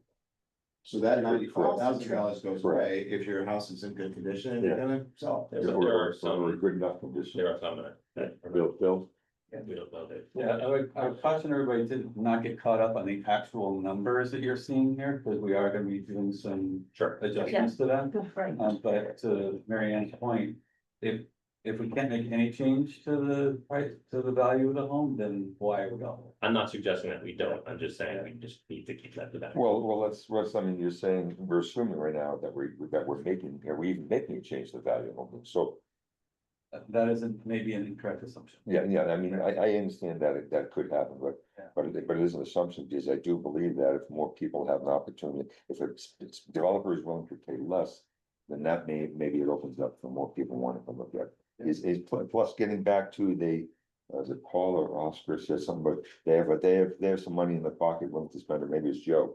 That these were 3 or 4 direct, not anecdotal people that wanted to move into Needham. They had a budget. I don't know what they would have done, but they wanted to buy a small house, but they couldn't because it wasn't available. So they wound up buying a bigger house. I don't know how much money they spent in their budget if it was a small house, but they couldn't find one. So they had to buy the bigger one because they wanted to move into it. Yeah, is there any way we can do some analysis of Lexington's data right after they made the change? And I'm not thinking like a Herculean effort, I'm just like, can we look at a smattering of sold projects there? There's probably no easy way to do it, because you gotta find what the tear downs and the rebuilds are, you're not looking at just the general and say. It was their construction and demolition data, and I'm not sure if they have it in an online platform like you guys do, so. And that was a huge effort. I remember when we started this, I mean, I had people, there were some people throwing out all kinds of wild numbers that how much the price was gonna decrease and the people selling a lot. These incredibly ridiculously high numbers. Yeah. And this, at least the math of this is shown, it's not that, even if it is this, it's not that much. I just would hope that in any narrative we do, Mary Ann point, it gets included, because that's a key presentation element in getting people to understand. Just that this is not The radical. ones we actually. Bill, please, Marion, Rob, hold on, guys, hold on. Rob, you wanted to, Mo, why don't you just say what you were saying again about Marion's I point? think it's very important to include that perspective in our attempt to educate the public on what we're doing here. We're not talking about radical reductions in value to people's No. life savings. No. But we do need to be cognizant that there will be people who will try to make that a reason not to support. Oh, they're absolutely, that's gonna happen. Ed? Yeah, I mean, along those lines, there will be some people, hopefully few, that are impacted, some won't pay. But there's. For a brief period of time. For a brief period of time. There are pluses and minuses. There are a lot of pluses by trying to constrain the size of these large houses, to the community, to our local environment. It isn't just the negatives. Well, correct. One more point, the reason we're having these work sessions. Is because of the sense that the public overwhelmingly wants this issue addressed. So to throw out the work because there's a perception that people are gonna lose some portion of expectation value. That may not even be real value, would be crazy. We're meeting at public need. I think when you look at the, I think. Jean, did you want to say something? Then we, we have to decide if we're going to move on to the next topic at some point. But this is important, but let's try to wrap up this, then we can move on to our next topic, which is directly related to the conversation we're having. So Jean, when you. This is similar to what others have been saying, and if I understand them correctly. But the chart on page 18 that ends up with revised purchase price to developer is very, is objective kind of data. And what we want to do is have a chart that adjusts that with data, but it's data that isn't necessarily objective. It's the idea that the homeowner buyer, there'll be such value in buying a 1,500 square foot house in Needham that the price really won't be affected that much. So I'm just not sure how we prepare that chart, because the data isn't hard like this one. That's what. Yeah, so again, I think if you could put something else into play as far as what the expectation may be as far as where Needham, or what may change. Right. Okay, we need to move on. One last point. One last point. please. So Mo, you had mentioned that the public overwhelmingly wants this, right? Do we have hard scientific data on that? Like, we have an unscientific poll, but where is that data that the public wants this overwhelming? We have seen that in the public meetings we've had, and I think those of us who have been engaged in government, who get stopped on the street. That's the issue people have picked up. What does that say? Yeah, I would also say, right, we have directive from town meeting. At least I've said yet, but, Yeah, I've never had anyone come to me and say, damn, I wish the town housing meeting were bigger. We're being built quick. I've never had that. Never had that. So can we conclude that we're on the Yeah, right track with this? Yeah, I think we're on the right track. So please continue what you're doing with a little caveats, some little additions, some information on some of the sheets here, so we know where it's coming from. Yep. And we're good. Are we good? We're good. Okay, Thank you for the so thank you very much. Thank you for the clarity. Appreciate of it this very much. presentation. You make Yeah. it very easy to Yeah. understand. Yeah, appreciate it very much. Thank you. Thank you. Okay, so the next thing is the next topic is we want to explore the regulatory strategies. What we may take in restricting the upper limit and fire coverage, potential permit, special permit. What about the footnote on H section? Oh, I missed that one. Thank you. I mean, that's a pretty quick thing. Yeah, About it, what is it, Lee? Yes, Jean, you want one, we'll get to ask a question. Just you look at I didn't bring or send the house examples at our last meeting, but I did raise the issue, or I mentioned that the study I did of house examples, these were conforming houses that we studied, 17 of them. And what I discovered is that they all have the facade of the house and the facade of the garage at the same distance from the front lot line, and typically 25 feet, because the garage can't be at Closer to 20 feet. Yeah. So we're having house setbacks at 25 feet. So, I was thinking at the meeting, and yet I didn't get into this discussion because it was just like some added thing at the last meeting. Why don't we revise our zoning bylaw to require the garage to be set back 5 feet from the front? We don't do that now. We simply say setbacks of the look of the house can be 20 feet, but the garage has to be 25. But everybody's doing the whole house at 25. So what Oscar offered as comment on that at our last meeting convinced me that that's not the way to go. Because what Oscar was saying is that you have a certain width Interior. of the interior of the house. And you really want to get to the point where you have the width to work with to create that family room, kitchen, dining area. And if you really require the garage be back up 5 feet, you're going to make that you won't have that width. So then I'm looking at, and you look at the zoning and footnote H, which says that, houses can be 20, garages have to be 25, is useless. So all I'm suggesting at this point is that we delete footnote H. It's completely Well, I unworkable. think we're off topic right now as far as right now, but go ahead. You just delete it, then Yeah. the whole house is gonna be at 20 Yeah. feet, Yeah. including the Yeah, garage. yeah, we can. So I think you leave it, yeah. Yeah, I think No, you're right. I should have made that clear. And we had talked about how perhaps when it comes to any particular neighborhood, we'll look at the setbacks. of Yeah, the average existing setback, houses. yes, yeah. If we do that, then it doesn't matter if the house is 20 feet, it might end up being 30 feet, because that's what the neighborhood has.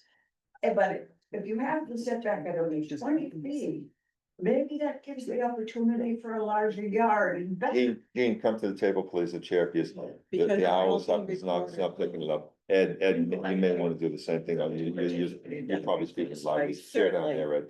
Like that, Miriam, because I certainly Yeah. thought of Yeah, that, this works. but the result would be people would have larger backyards. Well, the fact is, and- I have the street next, the street kind of behind my street in Lindbergh. And originally it had some houses where the garage was in front, then all of a sudden it had houses where the house is in front of the garage, which certainly looks better. The builder chose to do that. So the builder chose to build them that way. He wasn't forced to build them that way. He chose to build them that way. So, yeah, again, I don't think I don't think, I think there's consensus there. yeah, I think I think we should just move on. Because I think this consensus, we're leaving that alone. Because we're not. With the footnote H that's completely ineffective? Why don't? It's not, and it's not ineffective, it's a choice. It's a choice. Nobody makes that choice. Well, they did. But I do think what it's effectively doing is making the setback like 25 feet instead of Instead of 20, 20. which I think is beneficial, Yeah. so I would. And is that what rather we leave it. want? Well, then maybe we should simply, when we're talking about data, talking about our regulations, simply say 25 feet. The I mean, problem is, excuse me, 20 feet. the problem is, But- some builders in Lindbergh did abide by the front of the house in front of the garage. So they did it that way. And so all of a sudden, if we're saying, no, you gotta push everything back, now all of a sudden, they're gonna put the house in the garage, the same elevation, the same distance back, where some builders are doing it, some builders are not. Okay. So let's just, We should just table. Yeah. table it. Sure. But it's also not just subject to new houses, it's remodeled Yeah. and additions as well. Yeah. My house was impacted by it. I had Yeah. to step my garage back 5 feet to hit the 25 from the rest of, so it's not just for new houses. It affects hundreds of houses in Needham every year. So It it also absolutely needs is. to be discussed in the context of an average setback. for a Yes. Street. Okay, so let's move on. We gotta move on to the next one. So we wanna discuss some strategies of what we wanna do.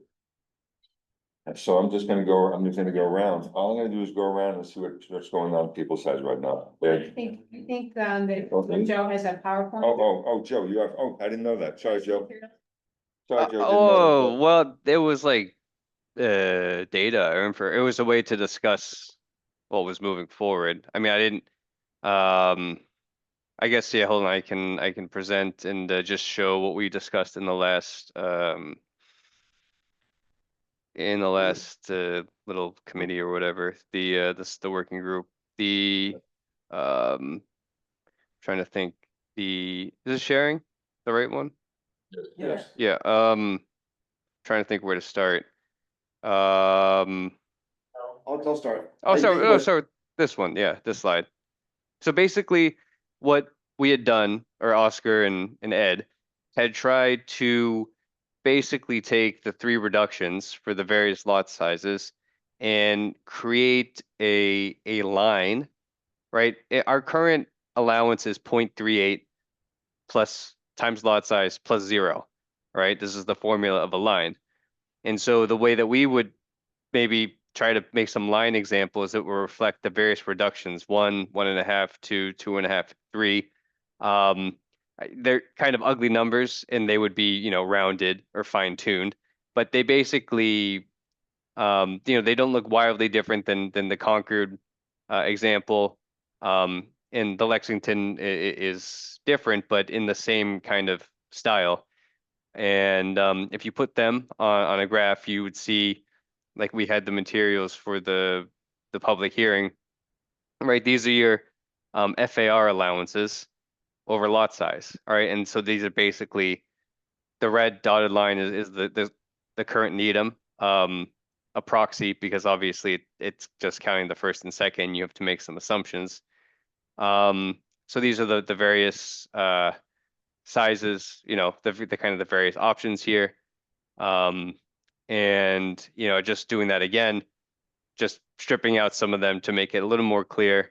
This would be the first, second, and third reductions. And then just for reference, the Wellesley line is thrown in here at a flat 3,600. So for example, you can see a reduction 3 would be even more restricted of that than that, up until around 11,000, where it becomes on the lot size, at which point it becomes more permissive. Whereas reduction 2, it's basically on par for smaller lots and then more permissive. And then reduction 1 is just more permissive the entire time. And for reference, and I just wanted to throw this idea out here, 4,500, why did I include that? Just because I thought that's when you're getting to like what was a big house. It's been a big house for many years. It's if you have 4,500 of maximum FAR, if you reduce that by 500 to account for the garage, that's 4,000 square feet above ground of livable space, plus probably at least 1,000 below. So you're talking about 5,000 of livable. And so this was the concept that we had thrown around a little bit in the group, that, all right, well, maybe we have a line here that is a little flatter than our current one to create some parity, right? The flatter the line is, the more parity there is between lots. But that maybe extrapolating this all the way, you basically render it ineffective, right? Because if we look here, and let's see, we did, we know now from our previous investigations that we aren't even seeing the maximum possible houses that can be built. Once you get to 11,000 and above, there's still room to grow. The market just hasn't gotten there yet. So, a reduction 3 is extremely restrictive on the smaller lots, where it might have no impact on the larger lots at all. So to that end, you might want to just include either, maybe there are two different options. You would take, this is reduction 2 that's growing, and then at a certain point, the 4,500 example,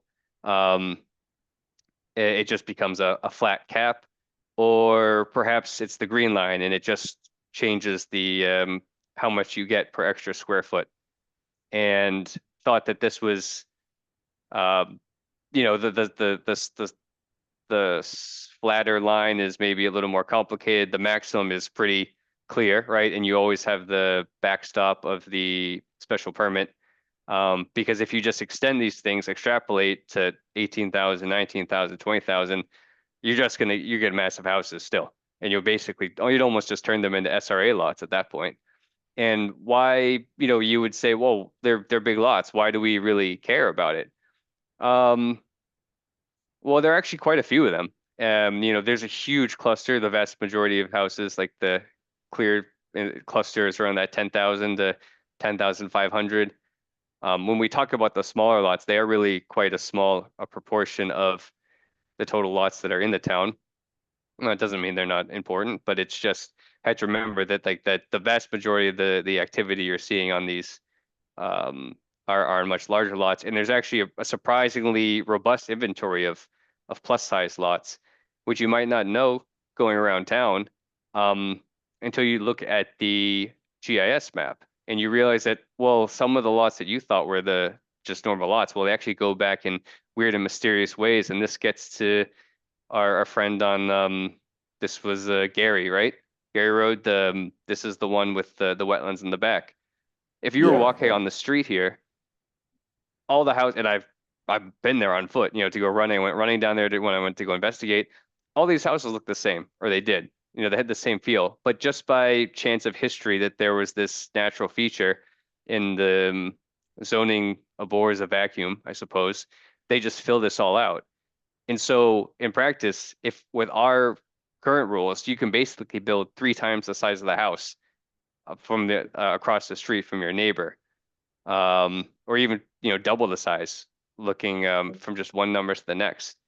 And so to prevent this phenomenon from happening, and also this helps with your, remember we were talking about this was irksome to some because of it felt like it was unfair that they were able to leverage that, that you would use a maximum house size or a much more restrictive at a certain point.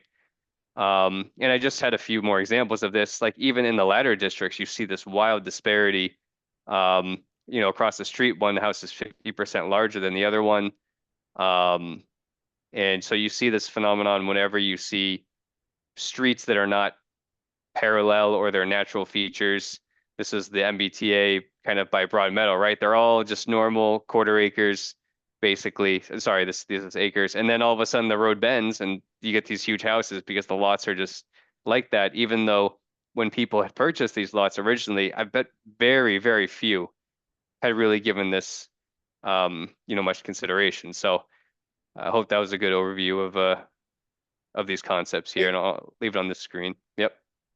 Thanks, Joe. I think the point of all of this was to try and figure out what's the most equitable way for us to address what we thought we had as a concept that we all agreed to, which was we want to create an FAR calculation strategy that's focused on individual lots, so it's not some sort of arbitrary set of tiers that just change at some point. Every lot has a unique FAR.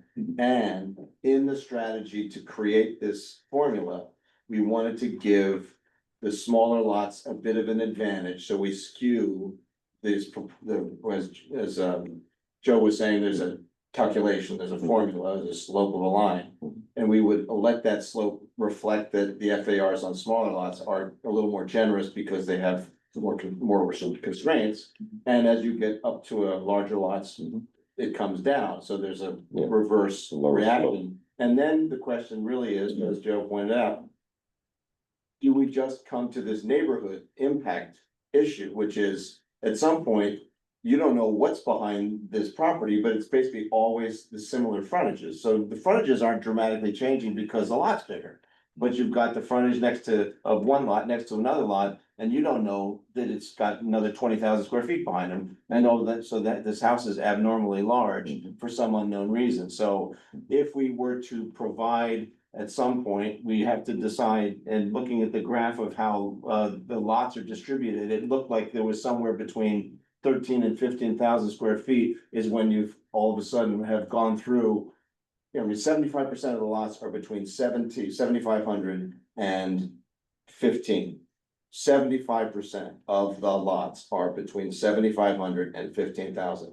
And then there's a small portion below, and then a chunk, another 15% that's in the larger size. So one argument would be, okay, at 15, we continue up with our slope, and then we level. And we have the option for someone who wants to go make a case that I need to do something different because I have unusual circumstances and I want to make something bigger. But they have to make the case, and they have to have an avenue to do that. And therefore we can somehow justify that there's ultimately a point of house size that seems reasonable. And so ultimately we now have to decide what we think that is.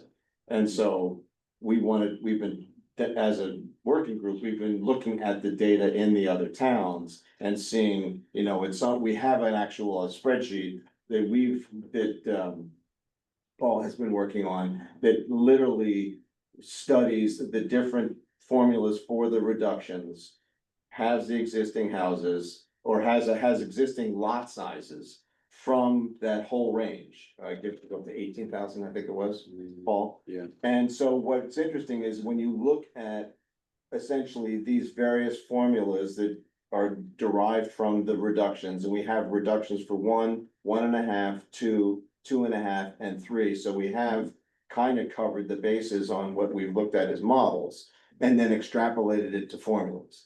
And again, these formulas are all manipulatable, but this was just a way for us to move on from what people see visually as the reductions and then start to see the impact over the course of all these other lot sizes, which we didn't study in the modeling. We only studied a 7,800 square foot house, a 9,100 square foot house, and a 10,000 square foot house.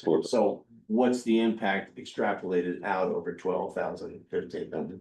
And then we have that data compared with 4 towns. And so what's interesting, I think, would be for us to look at the comparisons of what these reductions do to the Needham house. And then see where does that chart us or track us relative to these other towns. And maybe that's a way for us to come up with a fair assessment of what we think the cap should be. And as Joe was saying, 4,500 is a pretty big size, as you do the math, it's 6,000 livable. And so that may be where we are. But that's something that we can decide as a group. I think that helps us to come to some conclusions. But again, we wanted to see the fiscal analysis, and so we wanted to actually provide for everybody this range of options for us to look at, and now we can start to kind of conclude the work we need to. Well, for planning board. Yeah, well, I mean, we certainly, I certainly agree with the fact that we hit a certain lot size, we changed the slope. We have to change the slope of the chart, no question about that. And again, that Gary Road one is a prime example of why it needs to be done. That's a 10,000. So in a way, it helps us address those. And address those without saying there's wetlands behind there. We just address it by, it's SRB, here's the size lot, it has a lower slope. And the key point is that there's an avenue for people who think they have a particular need. Yeah. That can get a review that would hopefully involve the people who are affected. Well, he's on the Board of Appeals, go through that special permit. So the conversation, just kind of summarizing a little bit what Oscar was saying, was that you reach a certain point and instead of leveling out, instead of changing the slope, you're capping the house size. So let's say it's 15,000 square foot lot.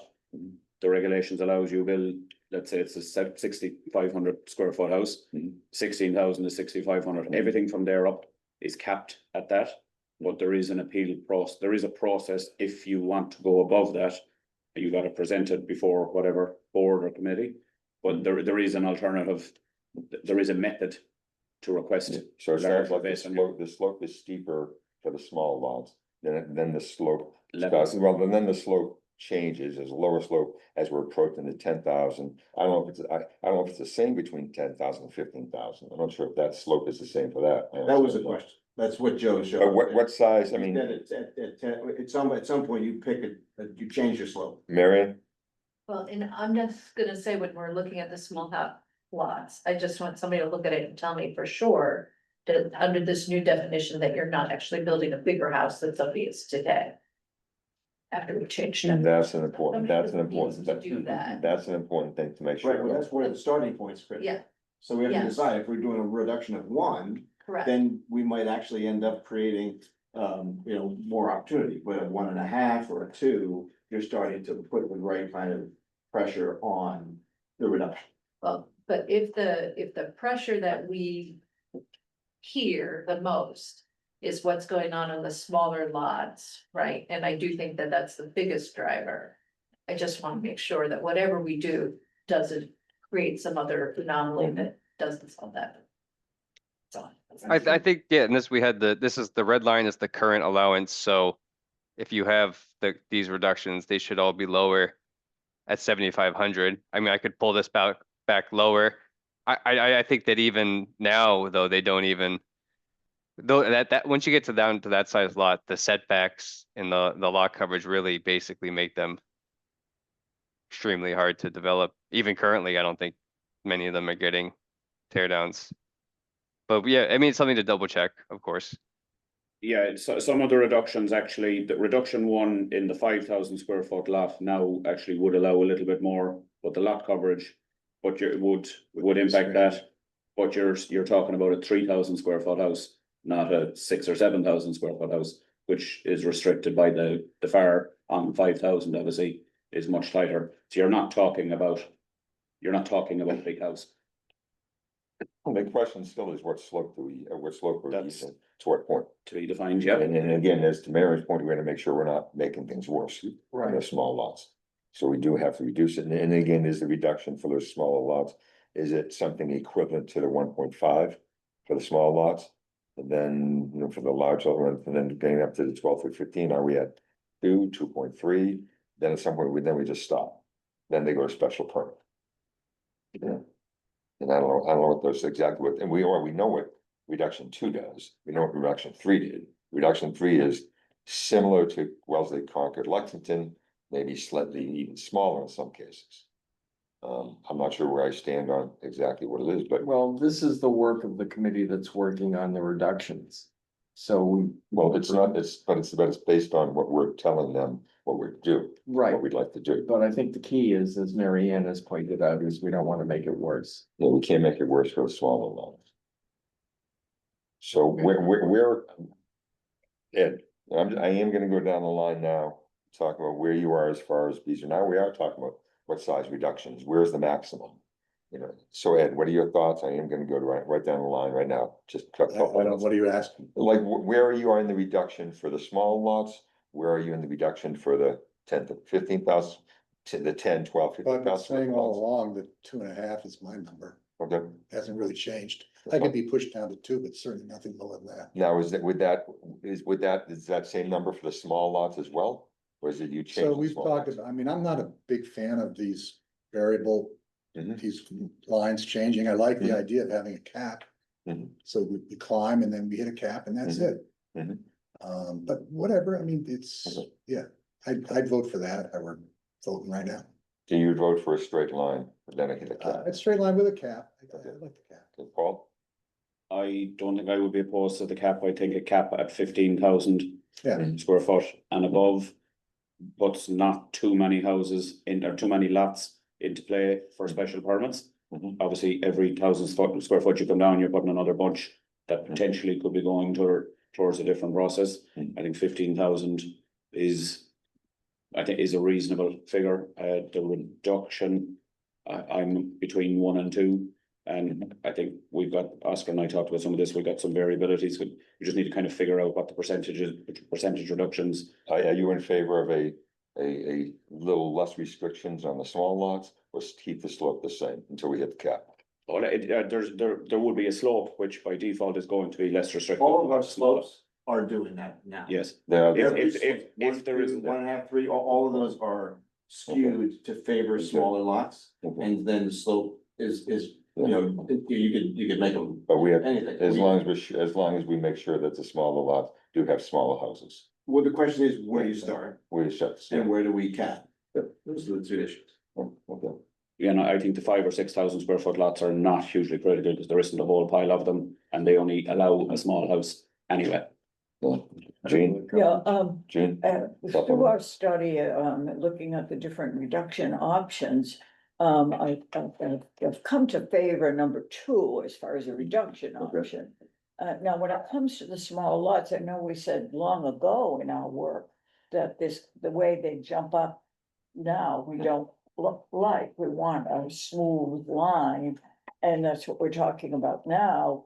But the issue we're particularly seeing on the charts here is if you keep that same line going for the really big lots, you'll have something that's really enormous that doesn't fit.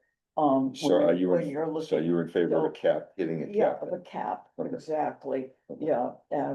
I like the idea of going to a formula rather than the jumps. Are you in favor of a little more, less restrictive in the smaller houses, or the same, saying, and just keep a straight line going up to the cap? You want a different slope for the small lots? I'm afraid. I don't necessarily want to make everything really different with regard to the smaller lots than it is now. It's just a more workable formula. Okay. And so I guess Okay, you know, I'm not, yeah. okay, thank you, Dean. Bill? I think I am gonna need to see some of the numbers of some sample case study models or something. I can conceptually, the idea of having a slope that flattens out seems like a smart thing to do. But I don't have, I need to see some examples. What do you wanna see? Some examples, like What that number would be. here's a property and like the base house, like some kind of like the tables we had in the value analysis where Yeah. if we did it this way, then this is what would happen. It would go from today, you could build a 6,000 to. We have a chart. We did. Yeah. Yeah. You wanna bring it up? I don't know if I can share it, but I'm not on Zoom, so. Well, he's doing the polls, I don't wanna see. Yeah, it. no, I just, well, yeah, But we do have. informal. poll. I would want to share that. Okay, I want to see that. Marianne, where's your head right now? So the easy part is capping it at 15,000. I don't have a thought yet about where I am on a reduction, so I wanna think about that. Okay. Rob? I agree with Mary Ann. I haven't really decided. I mean, proving a locked room would let me out. I mean, if we had to do something, I'd probably be closer to 1 or 1. But that's as far as I would go. And as far as what about cap size? Where do you get your cap there? Mary Ann, Paul, Okay, like 15,000. My knee jerk reaction seems like that's reasonable, but again, I'd want to see some down. And 15% of lots were greater than that. I mean, I just think that's a rational first. Oscar? 2 and 15 cap. Okay, and what size, what's square foot lot at the cap? That's at 15. No, what size house at the 15,000 square foot lot? What size house would you I be think at? It depends on which reduction. No, but, no, you know, what are people- yeah. I understand that, but Oscar's taking a reduction, so where are you at on that? That's a good question. Are you at somewhere around It's 49.29. 7,500? it's just under, so 48, 7,500? 48. No, the cap, the cap at 15,000 be 48 or 70 or 70 or 75 or so. Where the cap The is? cap would be the 2% slope, the reduction to slope Yeah, continuously, okay. right? And that at up to 15, and that leaves you just under, it's like a 48, 50, I don't know, I'm guessing.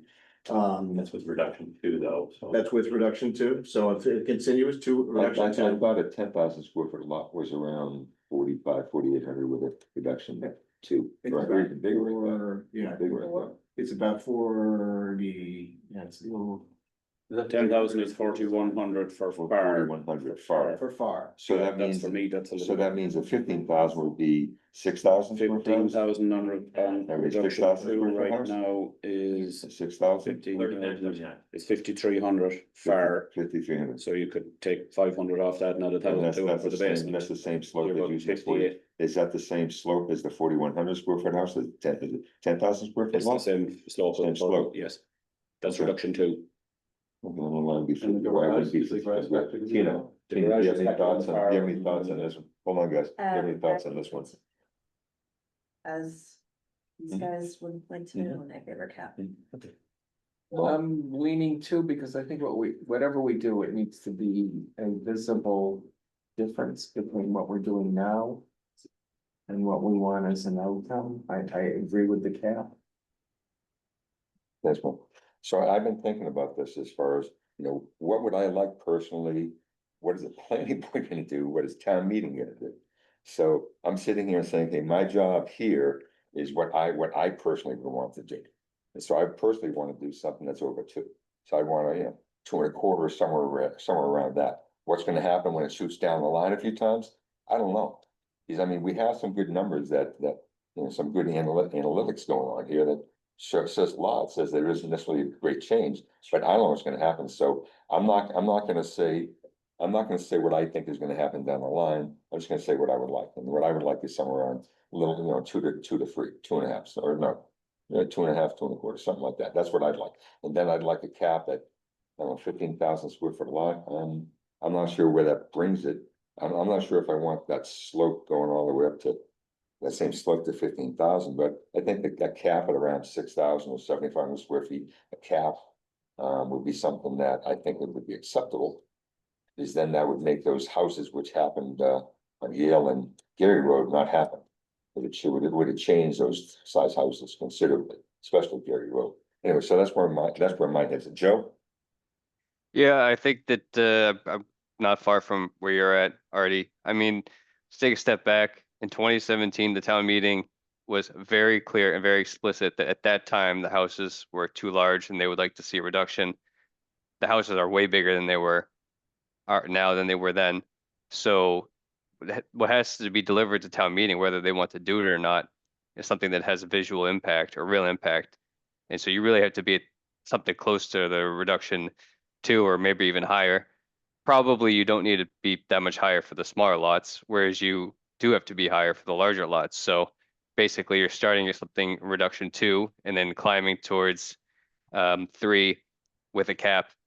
And I think this limit will look kind of, we had the graphs with what we showed at the public hearing about the other towns. It'll put us in the pack with them, and they're all doing fine. They all have equal or better property markets, and people even are clamoring for some additional restrictions there, although that's anecdotal. So I think that yeah, we should start with something 2, maybe a little bit higher, then climbing to a cap. I think the cap should be determined about what you think the largest as of right house in SRB should be, not what the lot size is. And but that should probably be around it could be 50, I had 13,000 in my example. It could be 15,000, it could be 14, 50, I don't know. You should figure out what is the largest house you want built as of right, because these are SRB houses. And in planning policy, zoning has to have like a purpose and a philosophy, and SRB is supposed to be single detached residence for, households of 2, 3, 4, 5 people of a reasonable size, right? We have, if you want the mansions, the big houses, we have a huge existing of ones that have already turned over, and B, we have SRA houses. So I think that you do need to have something with a little bit of teeth, and to get that, you got to go with 2 climbing to a cap. Yeah, somewhere in that 13,000 to 15,000 lot size. And of course, permitting a special permit for certain circumstances. So we need to see, so go ahead. You want to, no, you're good. So it's interesting, like, we do have a disparity, a little bit of opinion. How are you going to, what's the methodology you use to come up with a number? Well, we're gonna have this, we wanna see the examples. So again, some people, they wanna see the examples. Where's an example of, the smaller lots, making sure that they're smaller. Then going up to then one example is going up to 2.25. That's one example. Then 2.25, then around 15,000 square feet, you cap it. I don't know if it's 6,000 somewhere. Maybe that's one example. But the other example is we're gonna have to use maybe a 1.5. Maybe sizing 1.5. I'm not sure, but Oscar. I was just gonna say that I think what I've been trying to do, I think as our working group has been struggling with, is how do we come up with something that acknowledges that we have to ask for some kind of a review process, and that we also know there's gonna be an impact on the administrative costs.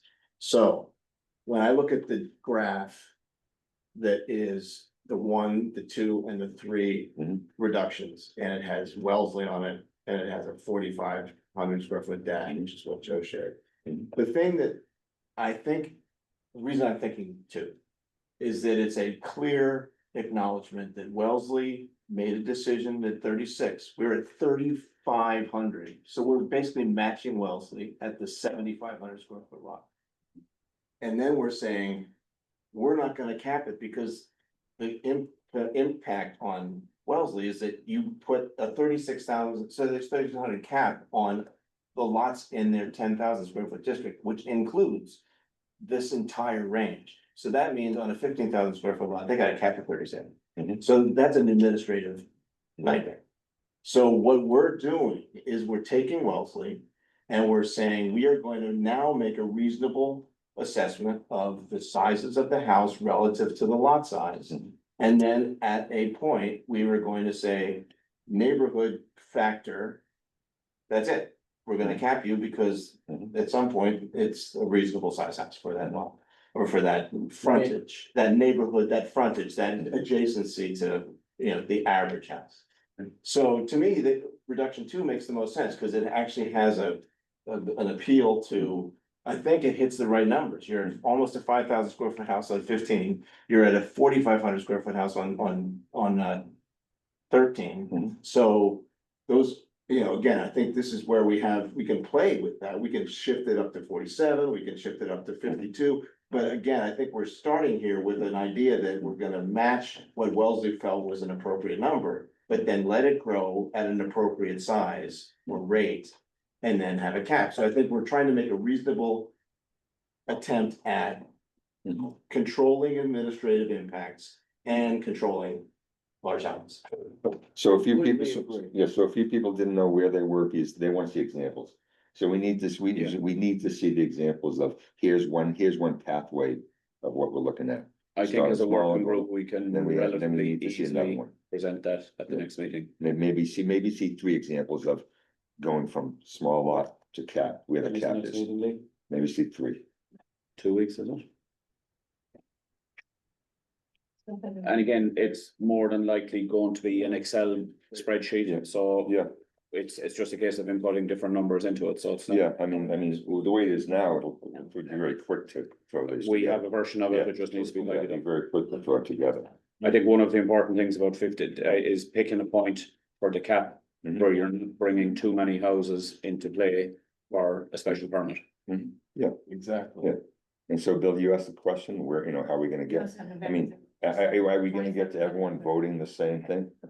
Perhaps not. What do we need? Okay, that's okay. I mean, we just, you know, it'd be nice to have a vast majority, a vast consensus to try to get to something that people are happy with.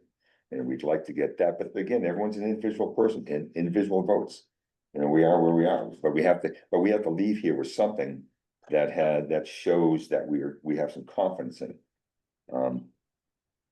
That's just a fact, you know, if 40% of the people vote one way, 40 the other, or 20 the other way, that doesn't show a lot of confidence. I think we have to try to get to a consensus because We we're have to trying get to to a present something consensus. to the planning. Yeah, we board, have to. And they're free to make up their own kinds of respects. Yeah, so we have to be fairly confident that what we're doing is will make a difference and people are comfortable enough with it.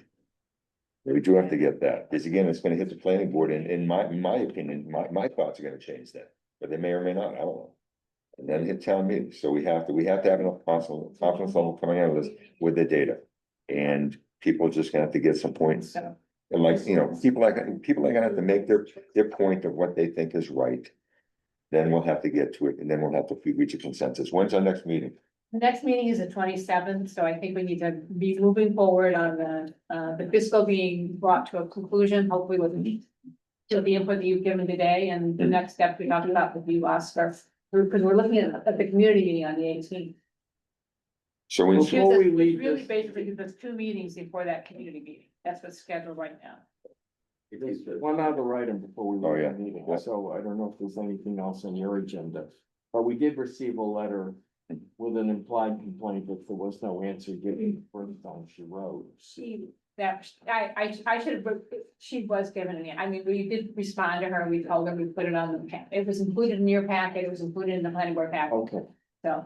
This is the one she'd like to reach out. Require another response or? Yes, I'm responding. This is the one You need the letter? Yeah, she'd like, it was, well, It's in the packet. yeah, she'd, We read it loud like we did last time. if you, I don't know if we have time. Well, we can say who it's from. It's from Teresa Combs. It's not a lot. It's from, oh, I thought it was a long version. That's one again to request that is a recommendation. He wants a mailer in the town's policy. Yeah, Teresa Combs wants everyone in SRB to receive the information that we're doing this. That's I the think thing. I our can point appreciate is that. good in the sense that to the extent that we can get the public Yeah. to be aware of what we're doing and what's involved. Yes. And this is a struggle we've always had. Yeah. It's hard to communicate to a broad public. I think if we mailed to every house in Needham, Every SIB. even every SRB, 90% of those letters won't get read. You're making an assumption though, it's not. I am making an assumption, but I think. But it's not something the town are willing to do anyways. The number of people who read the public hearing from that mailer was not a huge number, so. So, How do you know? I mean, There. I would be I would be in favor of sending out a mailer to everyone in Who SID. showed up at the meeting. Yeah, I mean, I think part of the issue is that there's so many different community meetings that are going on. And everybody wants to send a Get postcard that. out, and then all of a sudden, all these postcards go out, and so postcards are just arriving at your house, and you don't pay any attention Well, anymore. And I think it's. Well, but the thing is this, if we do it, if we do it, then we've made the effort. Okay, it doesn't mean we do it because, and we think it's gonna be totally useless, so why do it? But we're doing it because someone's asking for it, we do it, then people say, well, I didn't know anything, where we've done it, we are trying. we spent a lot of money on consultants and all this stuff. This is small. I'm fine, I would vote in favor of Well, I think sending. there's an issue of funding it, Yep. there's an Yeah. issue of, the cost of doing this, Yep. when we did it with the MBTA Communities Act, which we did through the whole town, it was $10,000 to do this. Yeah. I mean, it's not insignificant. Well, and I know we had talked at one point about going up with a water bill, but they do or don't like that going thing. But- Nobody agrees with I hear the thing and I hear the turnout thing that you talked about, caller, but this is far more significant of an effect on people and their housing prices, their land values, everything. These are lots of issues. They're very weighty issues for us to say, we're not gonna spend the 10,000 or the 8,000 to inform people of something I think is super important to this town. I think we're doing it a disservice. Do we have the ability to dictate it? Okay, if we all voted here at this meeting, then we would like it, what happens? Then we do it. Conversation actually with the town manager about it, what the town's policy was, and Yeah. it Yeah. was, as I've communicated to you, that the town, this is not the town's policy. So I don't have that. When do you do the mailing? Do you do it now or do you do it when the planning board takes over? Or do you for both, you know what I mean? Cause we could have done it. We're gonna have, how many before this all said and done, how many public hearings? 5, 6? Between us and the planning board? There's too We many. have a newspaper that goes to every house in need of it, and it's free. Do a legal ad type insert into Legal notice, so Yeah, and you mean the Hometown Weekly. Hometown Weekly. Maybe I can reach out to the paper, Nobody see if they'll reads do an that, but- article, in the paper Yeah. about this community meeting, this could be held, and encourage people to attend, and then everybody gets it in their paper. And it's not the how, it's how to get, Okay. it's getting people to know. Maybe we could definitely send a letter to the editor there and then print it, but yeah.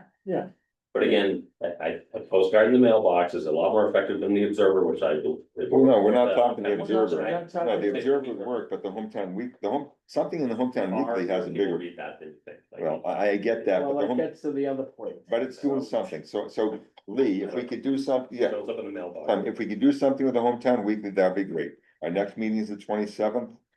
Is that what it was? Yes. 27th. Okay, so until then, we're gonna have what, three examples, possible examples we can look at as far as impact. Okay, so we want that. Then we're gonna have the remaining, the remainder of the fiscal impact. They're gonna make some modifications there. Is there anything else that we're expecting at that meeting? Anything at all? That's it? We need to be getting to a decision-making point very close. Well, we're getting there. We'll do this, we're getting there. Think so. No. I would No. say just to double check the definitions of various things. Like what, Joe? Joe, be specific. We wanna. So for example, the half-story definition, is this a juncture to refine that to ensure the design thing, doesn't change? Yeah. I thought that this might be the planning staff was gonna do more of this stuff, but maybe I would recommend people to read over the definitions quickly just to see if there's something that jumps out. We will have to take that, we'll have to do that, we'll have to do it as far as we're a setback and we have a setback within neighborhoods, we have to take care of that. Right now, we're just looking at the next meeting, the primary thing, next meeting, what are the three examples, what's the remainder of the fiscal impact statement? Do I have a motion to adjourn? One thing. What's that? To Joe's point, I think it would be really good if every slide that we present has the definition of what we're talking about, like.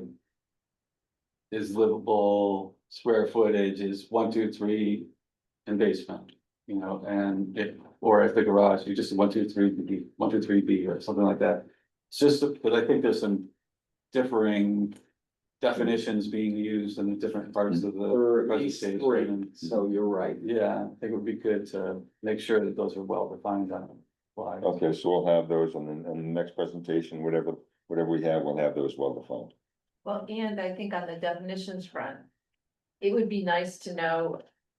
I think it's just a handful of definitions that we're talking about. Yeah. The set book question and the half story. I'm not sure if there's any others, but we should know what that short list is. Like, I think it would be Yeah. all. Went boom, boom, boom, that's all we're talking about, but. At our last meeting, I think we talked about how, oh, there could be some special definition in the state building code having to do with attics. But if we use our own half-story definition, then that's what's going to apply.